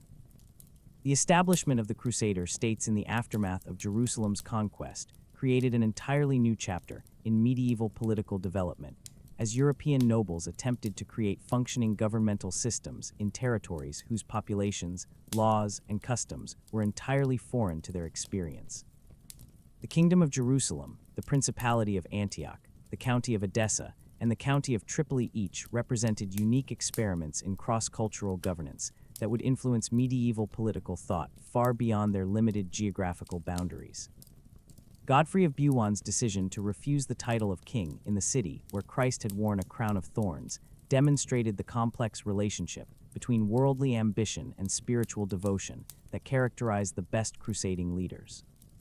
His adoption of the title Defender of the Holy Sepulchre reflected a genuine attempt to balance practical political necessity with religious humility, creating precedents for Christian rulership that would influence European concepts of royal responsibility for centuries. The military orders that emerged during this period represented perhaps the most innovative institutional development of the entire crusading movement. The Knights Templar, the Knights Hospitaller, and later the Teutonic Knights combined monastic vows with military service in ways that had never been attempted before, creating organizations that could maintain permanent garrisons in the East while developing the financial and logistical capabilities necessary to support ongoing operations thousands of miles from their European bases. The Temple of Solomon, from which the Templars took their name, became the symbolic center of their operations and the source of legends that would persist long after the order's controversial dissolution in the early 14th century. The knights who served there were bound by vows of poverty, chastity, and obedience that theoretically eliminated the personal ambitions and family loyalties that had complicated secular crusading leadership, creating military units whose discipline and effectiveness would become legendary throughout Europe and the Islamic world. The economic implications of maintaining permanent Christian settlements in the Eastern Mediterranean created new forms of international finance and trade that would influence European commercial development for centuries. The Italian maritime republics of Venice, Genoa, and Pisa established trading privileges in Crusader ports that would make them among the wealthiest cities in medieval Europe. While the military orders developed banking systems that could transfer funds across vast distances with unprecedented security and efficiency, the Second Crusade preached by Bernard of Clairvaux in response to the fall of Edessa in 1144 would demonstrate both the continued appeal of crusading ideology and the growing sophistication of Islamic resistance to European expansion. The participation of King Louis VIII of France and Emperor Conrad III of Germany provided the expedition with unprecedented royal leadership, but it also created new forms of political complexity as secular rulers pursued their own objectives alongside the stated religious goals of the enterprise. The disastrous outcome of the Second Crusade, which achieved virtually none of its stated objectives while suffering catastrophic losses in Anatolia, forced European leaders to reconsider both the practical methods and the theological justifications for holy war. The failure could not be attributed to lack of resources or inadequate leadership, since the expedition had enjoyed advantages that the First Crusade had lacked. Instead, it seemed to suggest that divine favor might no longer rest with Christian arms, a troubling conclusion that required careful theological explanation. The rise of Saladin as the dominant figure in Islamic politics during the latter half of the 12th century created challenges for the Crusader states that went far beyond simple military pressure. Saladin's combination of political skill, religious devotion, and military competence made him a formidable opponent who could unite previously fractious Muslim territories while presenting himself as a worthy adversary who fought according to honorable principles the Christian knights could respect even as they opposed him. The Battle of Hattin in 1187 represented one of the most decisive military defeats in crusading history. Destroying the field army of the Kingdom of Jerusalem and opening the way for Saladin's reconquest of the Holy City itself. The capture of the True Cross during the battle provided powerful symbolic confirmation of the Christian defeat, while demonstrating that military success alone was insufficient to guarantee divine approval of any particular cause or leader. The fall of Jerusalem to Saladin's forces created a crisis throughout Christian Europe that would launch the Third Crusade, the most famous of all medieval holy wars. The participation of three of Europe's most powerful monarchs, Richard the Lionheart of England, Philip Augustus of France, and Frederick Barbarossa of Germany, promised to restore Christian fortunes in the East, while creating unprecedented opportunities for political and military cooperation among rulers who were often bitter rivals in European affairs. The death of Frederick Barbarossa, while crossing through Anatolia, deprived the Third Crusade of its most experienced military leader, while providing a sobering reminder of the dangers inherent in any Eastern expedition. The German emperor's drowning in a minor river demonstrated that even the most careful planning and elaborate preparations could be undone by simple accidents, that medieval medical knowledge and transportation capabilities were powerless to prevent the rivalry between Richard and Philip Augustus that dominated the Third Crusade revealed how difficult it was to maintain unity of purpose among leaders whose political interests often conflicted with their crusading vows. Their dispute over the succession to the throne of Jerusalem created divisions within the Christian forces that ultimately prevented the recapture of the Holy City. Despite significant military successes along the Palestinian coast, Richard's reputation as a military commander was established during the Third Crusade through victories that demonstrated the continued effectiveness of European military techniques when properly applied under competent leadership. His triumph at Ars showed that Saladin's forces, despite their earlier successes, remained vulnerable to well-coordinated attacks by disciplined Christian armies that could maintain formation under pressure, while exploiting tactical opportunities with decisive action. The treaty that ended the Third Crusade represented a form of compromise that would have seemed impossible to the participants in the First Crusade. Acknowledging that Christian and Muslim forces could coexist in the Holy Land under agreements that respected the legitimate interests of both sides. This diplomatic solution reflected the growing maturity of crusading leadership and the recognition that military conquest alone might not provide lasting solutions to the complex political and religious challenges of the Eastern Mediterranean. The Fourth Crusade, which culminated in the conquest of Constantinople in 1204, represented perhaps the greatest deviation from original crusading ideals, as Western armies turned their weapons against fellow Christians in pursuit of territorial and commercial objectives that had little connection to the liberation of the Holy Land. The sack of the Byzantine capital created a scandal that would permanently damage relations between Eastern and Western Christianity, while demonstrating how easily religious enterprises could be corrupted by worldly ambitions. The Latin Empire established in Constantinople following the Fourth Crusade created new opportunities for European nobles seeking territorial advancement, while fragmenting Byzantine resistance to Islamic expansion in ways that would have long-term consequences for the balance of power in the Eastern Mediterranean. The short-lived Western dominion over the ancient imperial capital represented one of the most ambitious attempts at political transformation in medieval history. Even as it revealed the limitations of military conquest, unsupported by genuine administrative capability or cultural understanding, the Children's Crusade of 1212, whether historical fact or later legend, captured something essential about the popular appeal of crusading ideology and the genuine religious enthusiasm that continued to motivate participation in holy war despite the mixed results of official expeditions.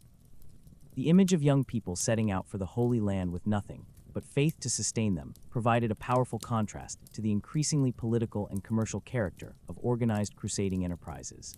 The Fifth Crusade, directed against Egypt rather than Palestine, represented a strategic innovation that recognized the importance of controlling the economic and political foundations of Islamic power rather than simply attempting to capture symbolic religious sites. The temporary success of the expedition in capturing Damietta demonstrated the continued military effectiveness of European forces when properly supported and supplied. But the ultimate failure of the enterprise showed that strategic innovation alone was insufficient without corresponding improvements in logistics and political coordination. The remarkable career of Frederick II during the Sixth Crusade illustrated both the possibilities and the limitations of diplomacy as an alternative to military conquest in achieving crusading objectives. His success in negotiating the return of Jerusalem through treaty rather than siege demonstrated that intelligent leadership could accomplish through negotiation what military force had failed to achieve. But his controversial methods and complex political situation ensured that his diplomatic triumph would be short-lived.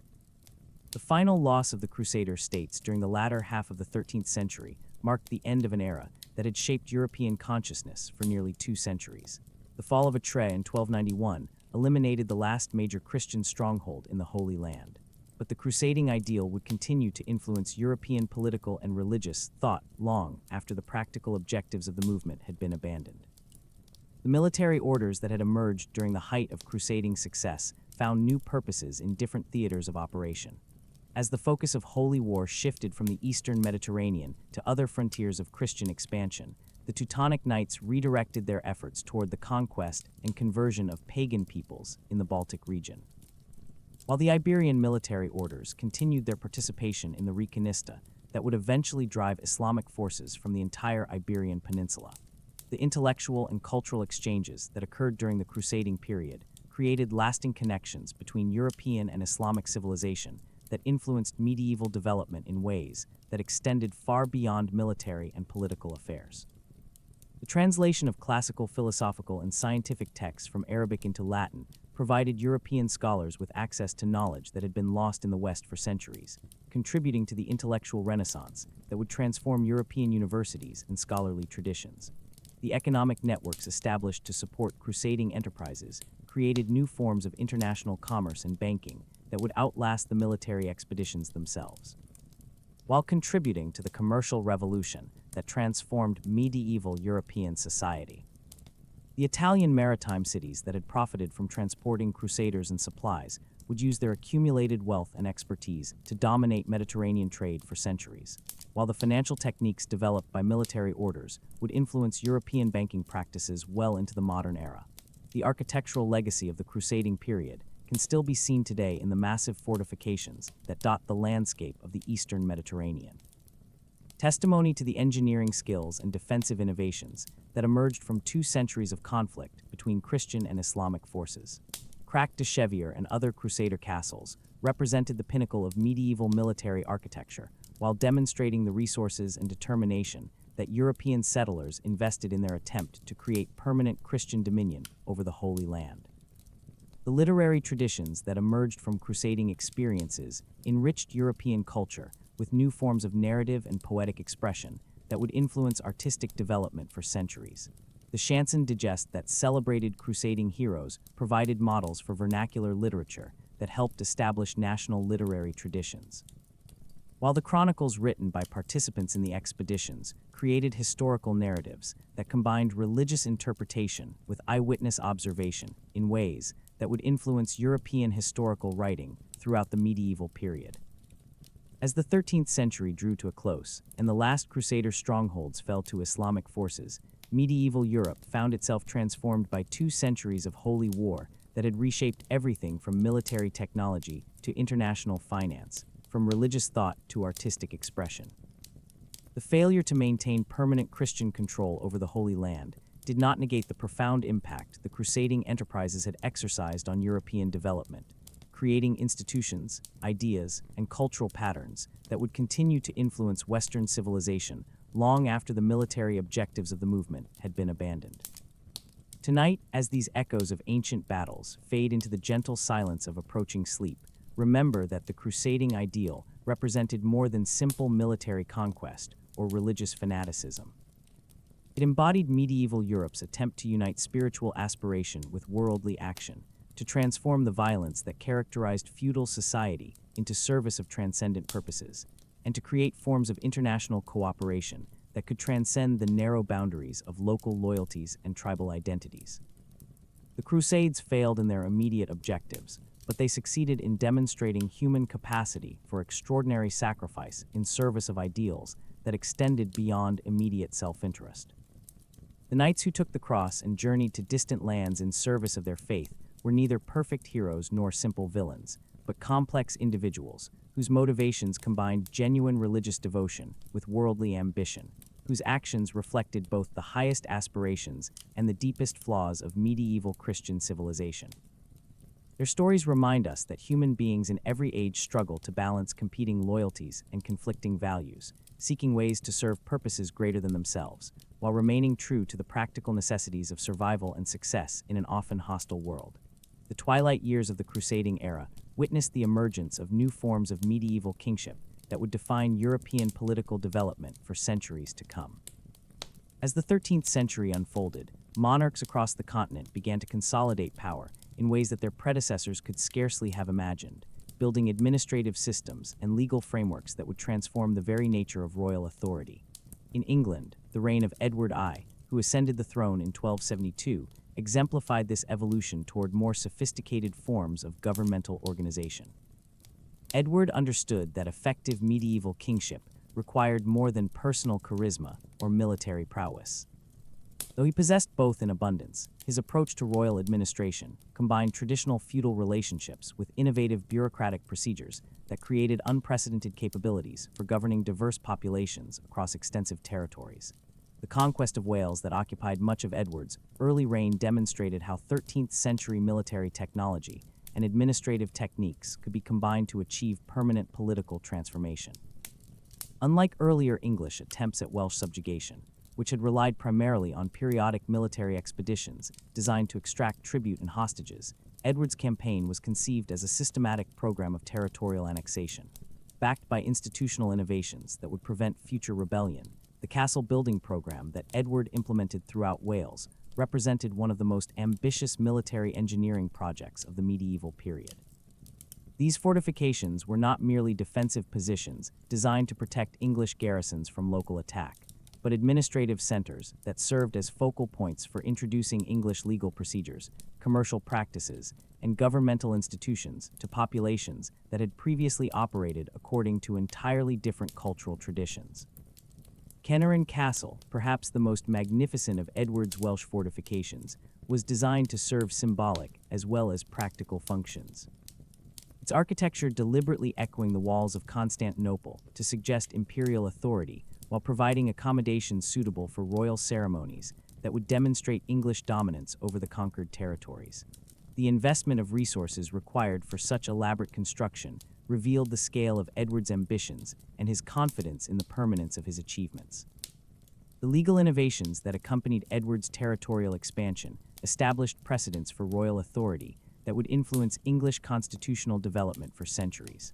The Statute of Wales, promulgated in 1284, systematically replaced Welsh customary law with English legal procedures while preserving selected local practices that pose no threat to royal authority. This careful balance between innovation and tradition became a characteristic feature of English governmental development. The administrative challenges of governing Scotland proved far more complex than the Welsh campaigns, revealing the limitations of even the most sophisticated medieval governmental systems when confronted with populations whose national identity had already achieved institutional expression through established royal dynasties and ecclesiastical hierarchies. Edward's intervention in Scottish succession disputes following the death of Alexander III created opportunities for extending English influence northward, but it also triggered resistance that would persist for generations. The wars of Scottish independence that dominated the latter years of Edward's reign and continued under his successors represented more than simple territorial conflicts between competing monarchies. They embodied fundamental questions about the nature of royal authority and national sovereignty that would influence European political thought throughout the later medieval period. The Scottish insistence on maintaining independent royal dignity, despite English military superiority, established precedents for resistance to imperial domination that would inspire similar movements throughout Europe. William Wallace's victory over English forces at Stirling Bridge in 1297 demonstrated that sophisticated military technology and professional armies could still be defeated by opponents who possess superior knowledge of local terrain, combined with desperate determination to preserve their political independence.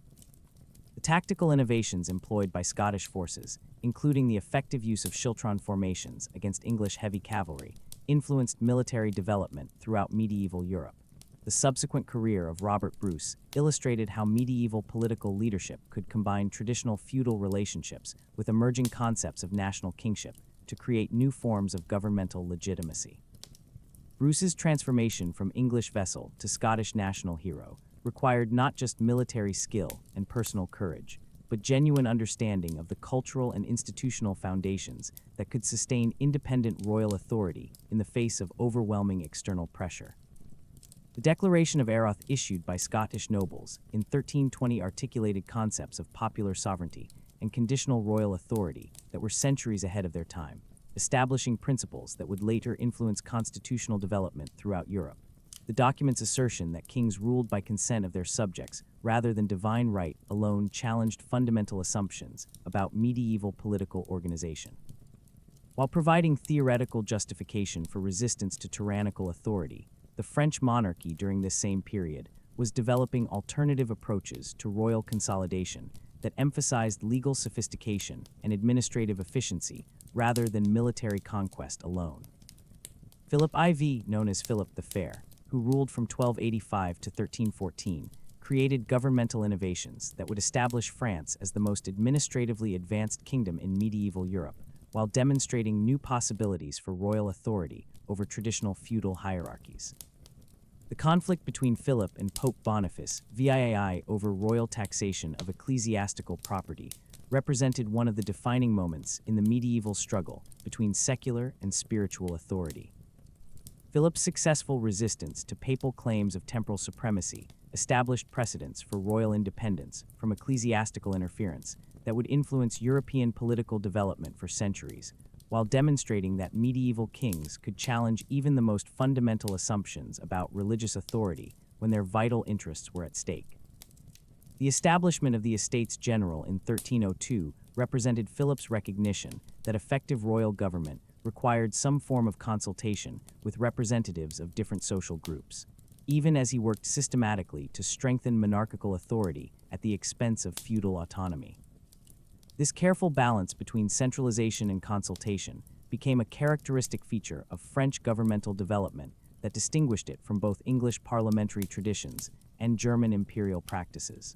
The suppression of the Knights Templar between 1307 and 1314 revealed the extent to which royal authority had evolved since the height of the crusading period. As Philip successfully challenged one of the most powerful international organizations of medieval Europe through coordinated legal and propaganda campaigns that demonstrated new capabilities for royal administration. The charges brought against the Templars, whether genuine or fabricated, illustrated how medieval political leaders had learned to use accusations of heresy and moral corruption as weapons against opponents who might otherwise have proved invulnerable to conventional forms of pressure. The economic innovations that accompanied these political developments created new sources of royal revenue that reduced traditional dependence on feudal obligations and military service. The expansion of royal taxation, the development of more sophisticated commercial law, and the establishment of royal monopolies over certain forms of economic activity provided medieval monarchs with unprecedented financial resources while creating new relationships between rulers and subjects that went far beyond traditional feudal bonds. The Italian peninsula during this period witnessed the emergence of entirely different forms of political organization that challenged conventional assumptions about medieval governmental structures. The city-states that dominated northern and central Italy had developed republican institutions and commercial practices that provided alternatives to both feudal hierarchy and monarchical authority, creating models of urban governance that would influence European political thought for centuries. Venice, perhaps the most successful of these urban republics, had created governmental institutions that combined oligarchic control with remarkably effective administrative procedures, enabling a relatively small city to exercise commercial and political influence throughout the Mediterranean world.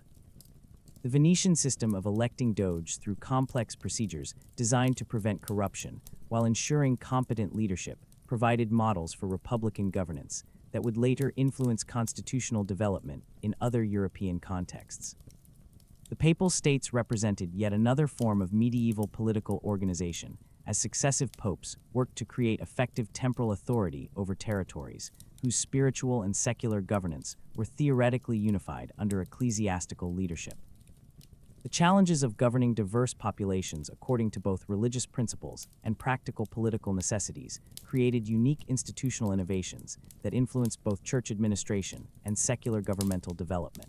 The Avenue Papacy, which began in 1309 when Clement V established his court in southern France rather than Rome, represented one of the most dramatic transformations in medieval ecclesiastical politics.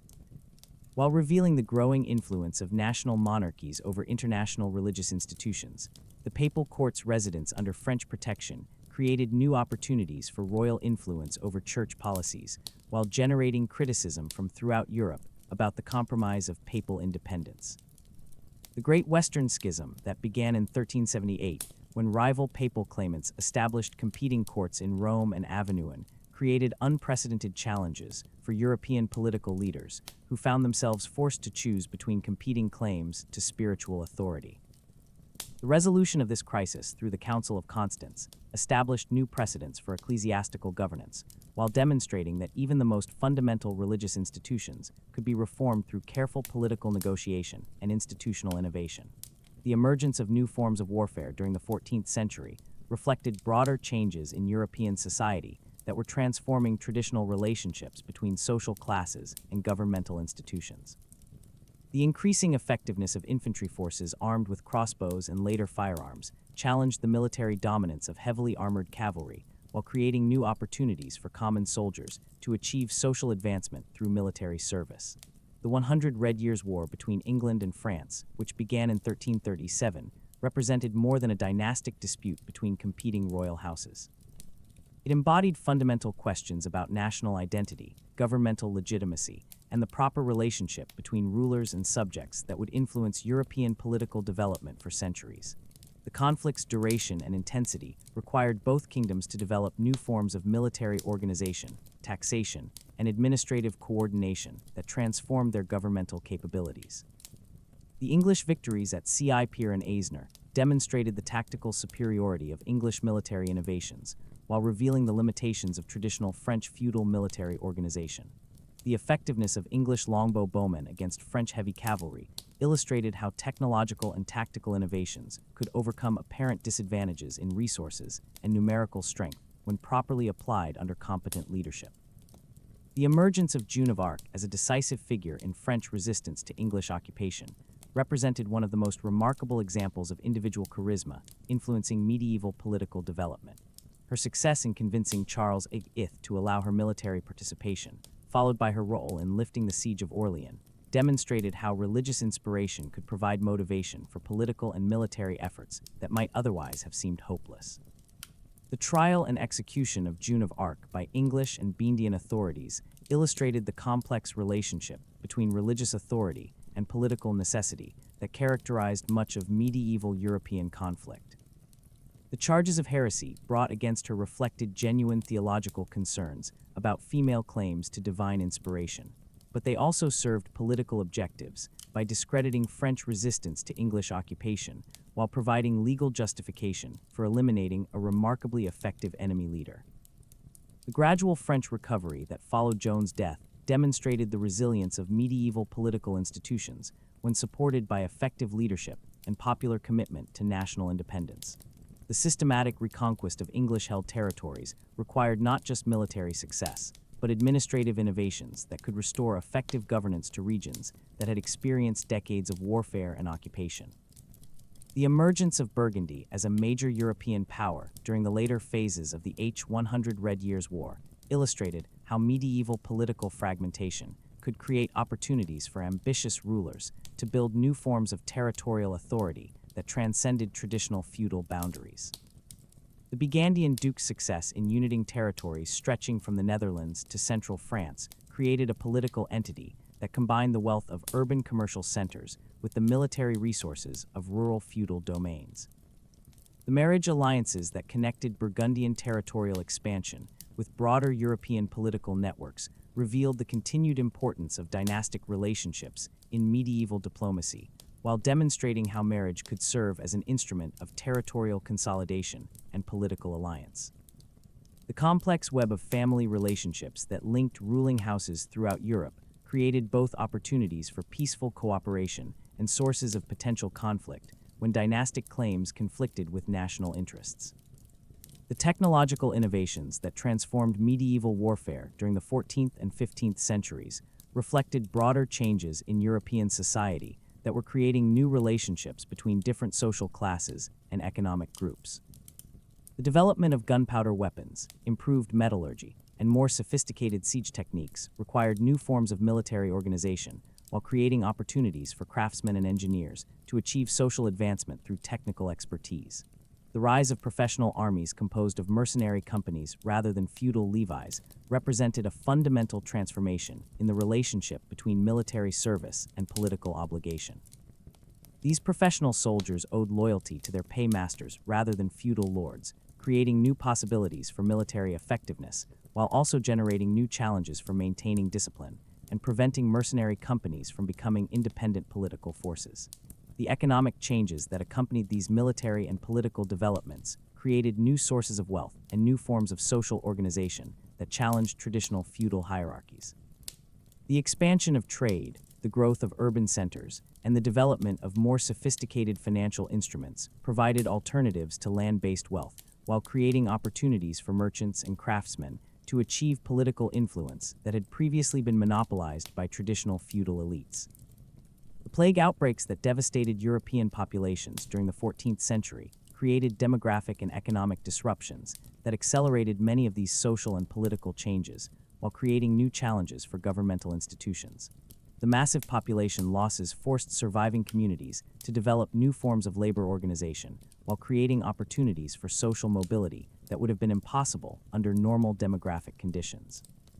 The peasant rebellions that erupted throughout Europe during the later 14th century reflected these changing social and economic relationships, while demonstrating that traditional forms of political authority were no longer adequate for governing populations whose expectations and capabilities had been transformed by demographic catastrophe and economic opportunity. The English Peasants' Revolt of 1381 and similar uprisings in France and other European regions illustrated both the potential for popular political participation and the limitations of existing governmental institutions in responding to demands for social and economic reform. As the medieval period drew toward its close during the 15th century, the foundations had been laid for the political, social, and economic transformations that would characterize the early modern era. The governmental innovations, military developments, and cultural achievements of medieval kings had created institutional frameworks and intellectual traditions that would continue to influence European civilization long after the feudal systems that had defined medieval society had given way to new forms of political organization. Tonight, as these voices from centuries past fade into the gentle silence of approaching sleep, remember that the medieval kings whose stories we have followed were pioneers who created the institutional foundations and cultural traditions that continue to shape our world today. Their struggles with questions of authority and legitimacy, their innovations in governance and law, and their attempts to balance competing loyalties and conflicting values established precedents that continue to influence political development in our own time. The medieval world they created and the problems they faced remain remarkably relevant to anyone seeking to understand the complexities of leadership and governance in any era of human history. The Renaissance monarchs who emerged from the ashes of medieval feudalism represented a fundamental transformation in the very concept of royal authority. As kings like Henry VIII of England and Louis XI of France pioneered new approaches to statecraft that would reshape European civilization. These rulers understood that the changing world of the late 15th century demanded different skills than those that had served their medieval predecessors, requiring not just military prowess and feudal loyalty, but sophisticated understanding of economics, diplomacy, and the emerging technologies that were revolutionizing both warfare and governance. Henry VIII's victory at Bosworth Field in 1485 marked more than just another dynastic change in the turbulent history of English royal succession. It represented the triumph of calculated political strategy over traditional feudal military power. As Henry's careful cultivation of supporters and his shrewd understanding of popular sentiment enabled him to defeat a king who possessed superior resources and more legitimate hereditary claims. The new TUDA monarchy that Henry established would demonstrate how intelligent leadership could transform apparent weaknesses into sources of strength through innovative approaches to royal administration and diplomatic relations. The administrative reforms that Henry implemented during his 24-year reign revealed his understanding that effective Renaissance kingship required systematic attention to governmental procedures and financial management that went far beyond the personal relationships and military obligations that had characterized medieval royal authority. His creation of new bureaucratic institutions, his careful monitoring of royal revenues, and his systematic approach to legal reform established precedents for royal governance that would influence English political development for centuries, while demonstrating new possibilities for monarchical authority in an increasingly complex world. Henry's approach to managing noble opposition illustrated the sophisticated political calculations that characterized Renaissance statecraft. As he combined traditional methods of reward and punishment with innovative techniques for monitoring potential threats and preventing conspiracies before they could mature into actual rebellions. His use of bonds and recognizances to ensure noble loyalty created financial incentives for peaceful behavior, while providing the crown with unprecedented leverage over aristocratic families who might otherwise have posed challenges to royal authority. The marriage alliance that Henry arranged between his eldest son Arthur and Catherine of Aragon demonstrated his understanding that Renaissance diplomacy required long-term strategic thinking that could adapt to changing international circumstances while maintaining essential objectives. The Spanish marriage was designed to strengthen England's position in European affairs while providing protection against French expansion. But Henry's careful negotiations also included provisions that would protect English interests if the international situation changed unexpectedly. The economic policies that Henry pursued throughout his reign reflected his recognition that Renaissance monarchs needed independent sources of revenue that could support royal authority without requiring constant negotiation with potentially hostile parliaments or assemblies. His encouragement of trade and commerce, his systematic exploitation of feudal revenues, and his careful management of royal estates created financial resources that enabled him to maintain effective government while avoiding the fiscal crises that had weakened many of his predecessors.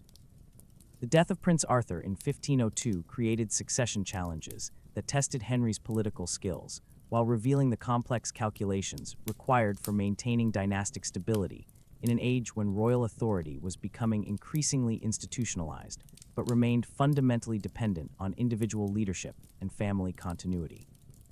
Henry's decision to arrange Arthur's widow's marriage to his surviving son Henry demonstrated both his diplomatic sophistication and his understanding that Renaissance politics required flexibility in adapting to unexpected circumstances.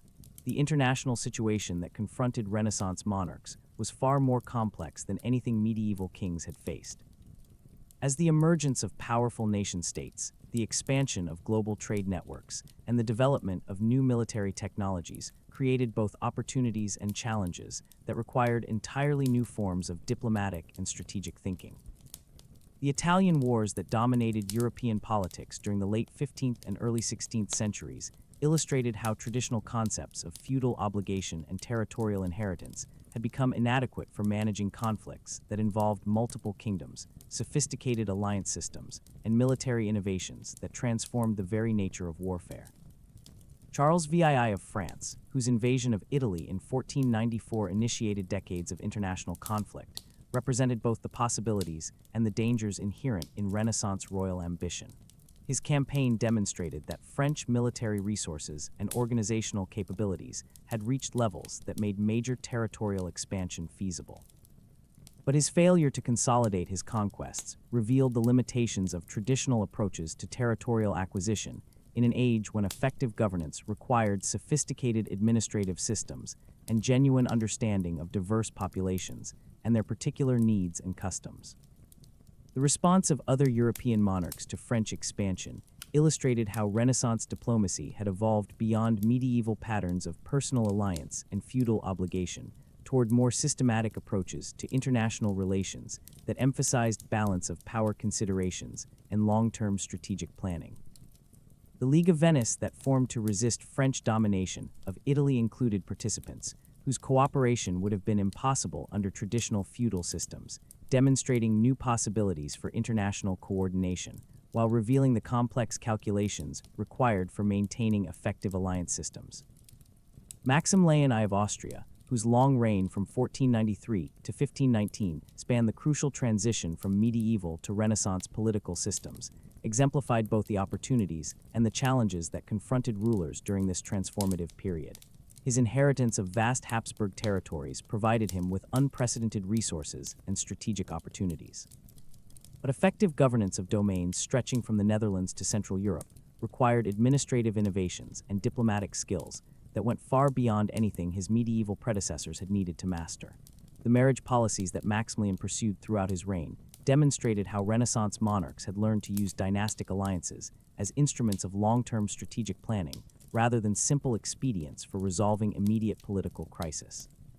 His arrangement of marriages linking Habsburg interests with Spanish, English, and other royal houses created a network of family relationships that would influence European politics for centuries. While establishing precedents for using matrimonial diplomacy as a systematic tool of international relations, the military innovations that emerged during Maximilian's reign reflected broader changes in European society that were transforming traditional relationships between social classes and governmental institutions. The development of professional armies equipped with firearms and artillery required new forms of military organization and financing that challenged feudal concepts of military service, while creating opportunities for technical specialists and professional soldiers to achieve social advancement through competence rather than birth alone. The Italian campaigns that occupied much of Maximilian's attention revealed both the possibilities and the limitations of Renaissance military technology when applied to the complex political and geographical challenges of Mediterranean warfare. His conflicts with French forces and Venetian armies demonstrated that traditional Germanic military advantages could be neutralized by opponents who possess superior knowledge of local conditions, combined with innovative tactical approaches adapted to Renaissance weapons and battlefield realities.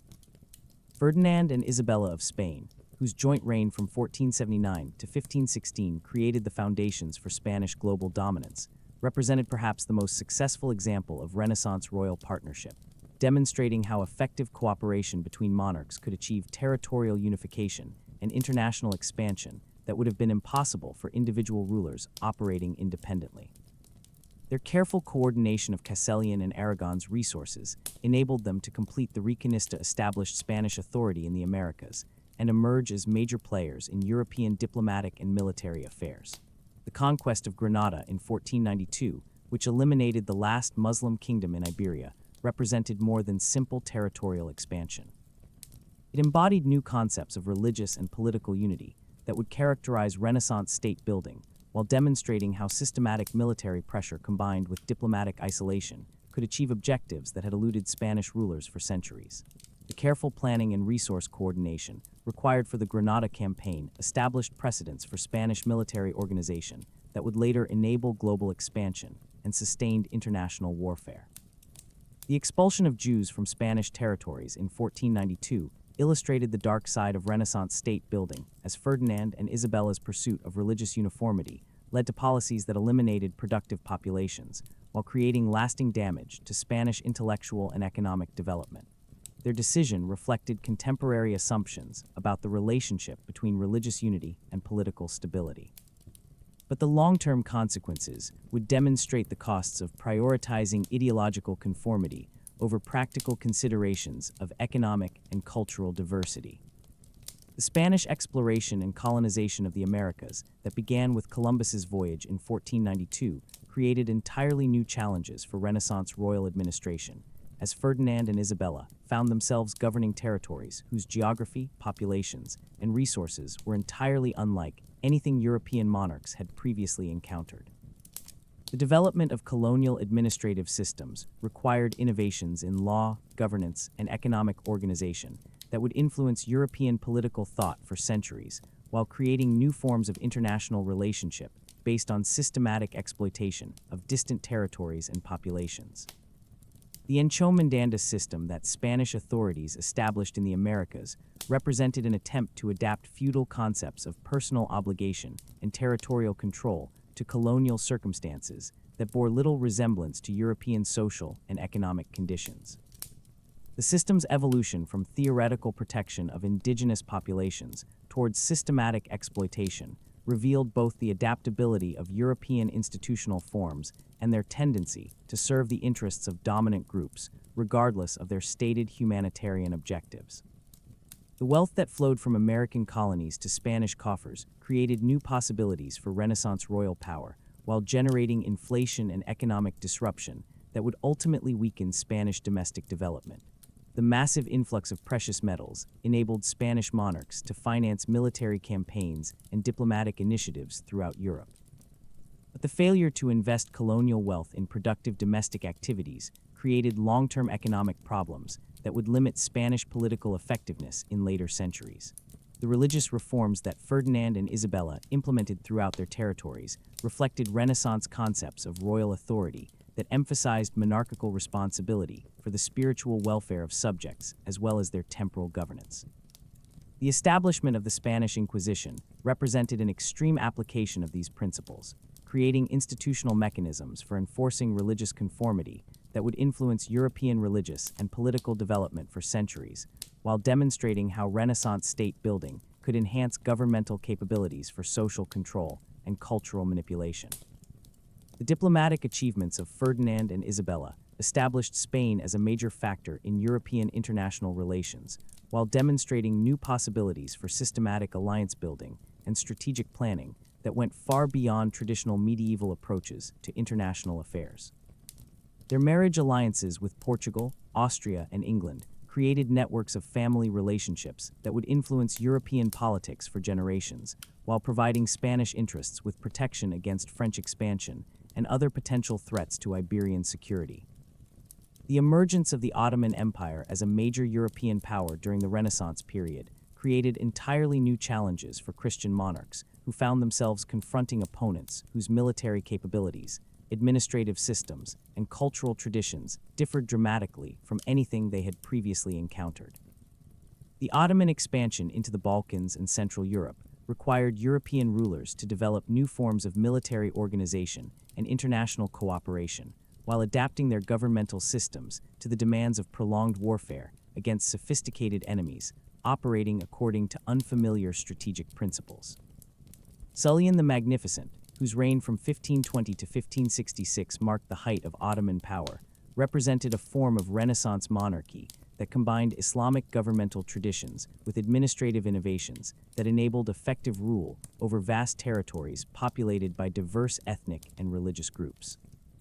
His legal reforms, military organization, and cultural patronage created governmental systems that were arguably more sophisticated than those of most contemporary European monarchs, while demonstrating alternative approaches to Renaissance state building that challenged European assumptions about political development and cultural superiority.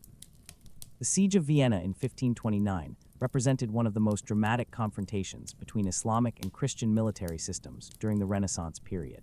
As Suleiman's forces came closer than any previous Muslim army to achieving decisive victory over the heart of Christian Europe, the Ottoman failure to capture the city resulted more from logistical challenges and tactical miscalculations than from superior European military capabilities. Revealing how narrow the margin often was between success and failure in Renaissance warfare and international relations. The naval conflicts that accompanied Ottoman expansion into the Mediterranean created new challenges for European maritime powers, while demonstrating how Renaissance military technology and organizational innovations were transforming traditional patterns of naval warfare. The Battle of Leanto in 1571, while occurring after Sulian's death, represented the culmination of decades of naval competition that had required European powers to develop new forms of international cooperation and military coordination in order to maintain their positions in Mediterranean commerce and territorial control. The Protestant Reformation that began with Martin Luther's challenge to papal authority in 1517 created religious and political upheavals that would test every assumption about Renaissance royal authority, while forcing monarchs throughout Europe to choose between competing claims to spiritual legitimacy that could not be reconciled through traditional diplomatic negotiations or military solutions. The religious divisions that emerged from the Reformation would create new possibilities for political alliance and conflict, while challenging fundamental concepts of governmental legitimacy and social order. Charles V, who inherited the Spanish throne in 1516 and was elected Holy Roman Emperor in 1519, found himself ruling territories more extensive than any European monarch since Charlemagne, while confronting religious, political, and military challenges that required entirely new approaches to imperial governance and international relations. His attempts to maintain Catholic unity while governing populations that included growing Protestant minorities illustrated the complex calculations required for effective Renaissance statecraft in an age when religious and political authority could no longer be assumed to support each other automatically. The wars that dominated Charles V's reign demonstrated both the possibilities and the limitations of Renaissance military power when applied to the complex political and geographical challenges of governing diverse territories while maintaining effective resistance to multiple enemies operating on different fronts simultaneously. His conflicts with France, the Ottoman Empire, and German Protestant princes required forms of military organization and strategic planning that went far beyond anything his medieval predecessors had needed to master, while revealing how international warfare was becoming increasingly expensive and logistically complex. The abdication of Charles V in 1556, when he voluntarily relinquished his thrones to his son Philip and his brother Ferdinand, represented an unprecedented acknowledgement of the limitations of individual royal authority in an age when governmental responsibilities had become too complex and extensive for any single ruler to manage effectively. His decision to divide his territories reflected practical recognition that Renaissance political systems required specialization and regional adaptation rather than universal imperial control, establishing precedents that would influence European political development for centuries. As the Renaissance period drew toward its close during the late 16th century, the monarchical systems that had emerged from medieval feudalism had demonstrated both their capacity for adaptation and their continued dependence on individual leadership capabilities and dynastic continuity. The governmental innovations, military developments, and cultural achievements of Renaissance kings had created new possibilities for royal authority while revealing new challenges that would continue to test European political systems throughout the early modern period and beyond. Tonight, as these echoes of Renaissance ambition and achievement fade into the gentle embrace of sleep, remember that the monarchs whose stories we have followed were pioneers who created new forms of political organization and international relationship that continue to influence our world today. Their struggles with questions of religious authority and political legitimacy, their innovations in governmental administration and military organization, and their attempts to balance competing demands from diverse populations established precedents that remain relevant to anyone seeking to understand the complexities of leadership and governance in our own interconnected and rapidly changing global society. The Renaissance world they created through their vision, determination, and political skill provides both inspiration and warning for contemporary leaders who face similar challenges in adapting traditional institutions to revolutionary changes in technology, economics, and social organization. And so, my friend, as the last echoes of these royal voices fade into the gentle darkness, we reach the end of our remarkable journey through 1,000 years of medieval and Renaissance kingship from Clovis the Frank, taking his first tentative steps toward Christian monarchy in the ruins of Roman Gaul, to the Renaissance princes who would reshape Europe with their grand ambitions and sophisticated statecraft. We have witnessed the extraordinary transformation of European civilization through the lives of the men who wore its crowns. These were not the fairy tale kings of legend, sitting serenely on golden thrones, dispensing wisdom and justice to grateful subjects. They were flesh and blood, human beings who struggled with the same fundamental challenges that face leaders in every age: how to balance competing interests, how to maintain authority while serving the greater good, how to create lasting institutions that can survive the inevitable transitions between generations. Their successes and failures shape not just their own times, but continue to influence the political traditions, legal systems, and cultural values that define our world today. As you drift toward peaceful sleep, carry with you the understanding that history is not a collection of dusty facts and distant dates, but a living tapestry woven from countless individual choices, noble aspirations, and human struggles that connect us across the centuries. The medieval kings, whose stories have filled this gentle hour, face challenges remarkably similar to those confronting leaders today. and their examples provide both inspiration and wisdom for anyone seeking to understand the complexities of power, responsibility, and the enduring human quest for justice and meaning. Sleep well, knowing that the threads of their remarkable stories continue to weave through the fabric of our own lives, connecting past to present in ways both seen and unseen, until we meet again in another corner of history's vast and fascinating halls. May your dreams be filled with the echoes of ancient wisdom and the quiet satisfaction that comes from understanding our shared human story.